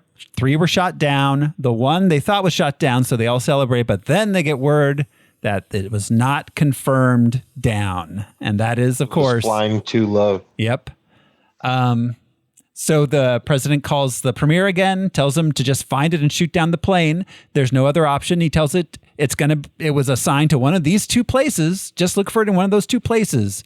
Not knowing they chose a third spot to go to instead. Which was just like an anti-ballistic site, right? Like it was just a site that shot down missiles. It didn't hold any missiles. It wasn't even important strategically, really. Right. Yeah. No, it was a ICBM facility. Okay. Yeah. What is that? Counter-ballistic? Intercontinental ballistic missile. Those are the big ones. Okay. Oh, so it was a site. Yeah. That would have made it. That would have made it a high priority site. Those are the ones that can get to the United States. Yeah. Right. Yep. I thought it was an anti-ballistic site. Okay. So yeah, they. So it's weird. That's not a recognized target. So because the Soviet missile also high priority. Yeah. It is recognized. It might not have been on their flight docket. It might have been one of the other planes. Been on their list also. Because it was in their category of their like dossier of different targets. But I mean, it doesn't seem like it would be a low key site that you're like, oh yeah, we forgot about. Anyways, it doesn't matter. Yeah. Because I don't think they forgot because they recalled every other plane. You know what I mean? So the entire fleet was up. Well, we were just saying because, like Thoreau just said, the 2 targets they thought. The 2 targets that this one plane, towards. but it went. So it chose a third one that was probably assigned to a different plane before they got recalled. Then it seems right. But if it's okay, my point doesn't matter. So let's go. So because the bomb bay doors were also damaged, Major Kong has to go in and try to repair the wiring. He is successful, and the bomb drops with him on it. And he rides that sucker all the way down. Whooping his cowboy hat. Hootin' and a hollering. Hootin' and a hollering. All the way to the end of the world. Yep. So iconic. Mm-hmm. In the war room. That shot was a last minute addition too. Kubrick gave the production team, I think, 2 weeks to like final cut of the movie to get the bomb bay doors dropping the bomb shot completed. Like it took a lot of like overnight shifts for these guys to figure out how before they could even start doing it, which is kind of cool too. But one of the most iconic shots of film history. Yeah. And in 1963, when they were shooting it, that was technically difficult. Yeah. Yeah. The words on the front of the bombs, "Hi there" and "Dear John." Yeah. Yeah, they used to write snappy shit. In the novel, it was "Hi there" and "Lolita." Huh. Interesting. And yeah. And it turns out that Slim Pickens also once owned a horse named Dear John. Oh, and he got to ride his horse down. Oh, I no, love that. He rode "Hi there" down. He rode "Hi there." Oh, okay. Huh. I wonder if "Hi there" is, I mean, it may just be a, a thing, but yeah. So, all right. He rides it down. Meanwhile, back in the war room, Dr. Strangelove recommends that they go live in mine shafts. They'll need 10 women for every man, 100,000 people. They don't have to pick them. A computer will do it for them. And he's just getting so he's having sense memories of being a Nazi. Yeah. And just like, He keeps I still get to form the master race underground. Yeah. He keeps calling the president Mein Führer. But then he stops himself. I love how excuse me, Mr. President. Of course, so much of this was improv, and the cast had trouble keeping a straight face. In fact, Alexei, you can see him almost crack. Yeah, you can see the Russian ambassador is holding it together just barely. Well, because then it's mostly extras. I mean, more than extras, but you know what I mean? Mostly generals who Day didn't players, have lines. yeah. So, yeah. Yeah. Day players, yeah. Yeah. So that he just stands up, and of course the last line of the film, Mein Führer, I can walk. Way funnier than a pie fight. Way funnier. Just like, I can walk standing up in a wheelchair. It's either miraculous or hilarious. Führer. Yeah, one more Mein Führer. He called him Mein Führer earlier, and he corrected himself. Yeah. Sorry, Mr. President. To end it and let it rip, though. Yeah. But right before that, Turgison is worried about the mine shaft gap. We cannot allow a mine shaft gap. I forgot about the mine shaft gap because is a gap. Because what does Alexei say? He's like the military gap, the production gap, the economic gap. Well, there's the missile gap, the missile gap, the arms race, the space race. Yeah, exactly. Oh, that's right. Yeah. And Alexei sneaks off to take some pictures of the big board. Yep. We're just like, okay, what is this? Which is just the sites, his own sites. It's not ours. As long as I'm here. Yeah. But also, like, they already know because they already told them where all the planes were. And the bomb has been dropped. It doesn't matter. So the thing about the Doomsday device, I don't know if we talked about this, the scale of the bombs don't matter because they're underground. Yeah. Yeah. So, because the scale of the bombs matters because they have to be on rocket. And payload on rocket costs money and fuel. But if bomb is big enough under the ground, fuck it. Make the bomb the size of a fucking dump truck. Mm-hmm. Well, and so this was an introduction. The rich weren't making doomsday bunkers necessarily before this. Now, that's what's going to bring the end of the world, is these people have multi-billion-dollar bunkers that they feel like they're never going to get to use. Yeah. So they're going to, let's try that. Let's see. That's how dumb people are. Like, that's what it's going to, They're all about getting their value out of things that they spent. I spent all this money. Yeah, I better get to use it. Why would I buy a yacht if I didn't want to murder a hooker? You're asking dumb questions. I bought a yacht. I bought the gloves. I bought the gloves. The creepy ass gloves. But yeah, the way he can't control that arm. Yeah. It's just so good. Alien hand syndrome. Yeah. Yeah. And it has the glove. It's just been so used to hiling. Then we cut to a montage. He reminds me of the Burgermeister in Young Frankenstein. Yeah. Or Totally. The inspector. Yeah. Oh, yeah. He was the inspector. Yeah. Not the. Yeah. with the mechanical arm. Yeah. And Strangelove's wasn't mechanical. No, it was just. So the movie ends with a montage of nuclear explosions, and they play "We'll Meet Again." Don't know how, don't know when. This isn't the same song that ends The Shining, is it? No. That's a different song, right? Does The Shining play an instrumental version of "We'll Meet Again"? Because it is instrumental at the end of The Shining. Yeah, and it's piano, I think, pretty sparse. Yeah, I'm not sure. I can't remember what ends The Shining. It must be a different song. Oh, it's Midnight, the Stars, and You. Okay. Yeah, but this is "We'll Meet Again." Similar, yeah. Yeah. And roll credits. Woo! So the stock footage of the nuclear explosions, nuclear bombs. Yeah. Which I just found out today. One of those clips was from their operations. One of them was Operation Ivy. Oh yeah. Operation Ivy was part of Castle Bravo. Yeah. Sound system going to bring you back on. Love Operation. So yeah, that is Dr. Strangelove, or How I Learned to Stop Worrying and Love the Bomb. Pretty good movie. Yeah. All right. Yeah. That's Kubrick fella's gonna.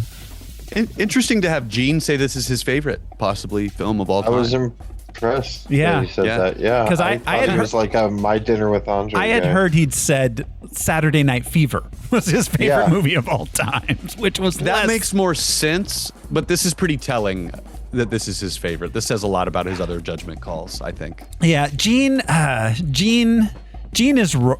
I disagree with Gene more than I disagree with Roger a lot, but Gene isn't. Gene was there for a reason. Right. Yeah, Gene had some good takes too. He's an actual art critic. Yes, like it's easy to disagree with him because he makes critical points that are critical. You know, like I don't agree with that at all. That's his job. Well, and they recognize the distinction between movie and film. You know, I was just watching another Tarantino interview on James Whale. Bake sale, but like talking about how Jaws is the greatest movie ever made. Yeah. Like, it's not the greatest film, but you can't tell me it's not the greatest movie ever made. Sure, absolutely. Like that's a good distinction. Yeah. Yeah. I think of Jaws as that. That's interesting. That makes sense though. I think it's a generational thing because I would put Jurassic Park and Titanic in my movie versus film. He couldn't have nailed Jurassic Park if he hadn't have nailed Jaws. Yeah. Jaws. Yes, it is a generational thing. Jaws was the first one of those. Yeah, blockbuster. Yeah. A movie. Yeah. I saw Jurassic Park before Jaws, though, which is the funniest thing about that sequence of events. I think that to the generational thing, I think that's why. Mm-hmm. Yeah, I mean, I saw Jaws is way fucking scarier. I saw Raiders of the Lost Ark and Star Wars before Jaws, so you know. Oh yeah, same. Jaws I saw probably at like 8 or 9. I'd seen all those other movies. Oh no, I saw Jaws early. I mean, I saw Jaws early, but I definitely saw Raiders and Star Wars first. So all right. That's Dr. Strangelove. Do we have any final thoughts? We've been talking about it for twice as long as the movie. Yeah, it's runtime. It's in my top 5 for a reason. I don't never say I have a favorite movie. I always just put them in the top 5. I've been lucky this year to put 2 of my top 5s into the podcast. Raising Arizona being the other one. Oh, that's awesome. They're great. Yeah. Just top to bottom, soup to nuts, just perfect pieces of art. Which I think is a good segue to talk about what our next movie will be. Yes. This is perhaps not going to make... This is a movie that is perhaps not in Al's top 5. So we've been watching a lot of good movies lately. Or you want to swing it the other way? I think we need to talk about maybe some movies that are not good. While still being interesting to discuss. Now, of course, this series, we're getting broken up, so it's going to be a minute until we get to it. We are going to be... Christmas is coming. Christmas will interrupt everything, as it does. But after Christmas, we will continue this series. And the movie... The the series of moving pictures, which will and sounds there will be moving images and sound.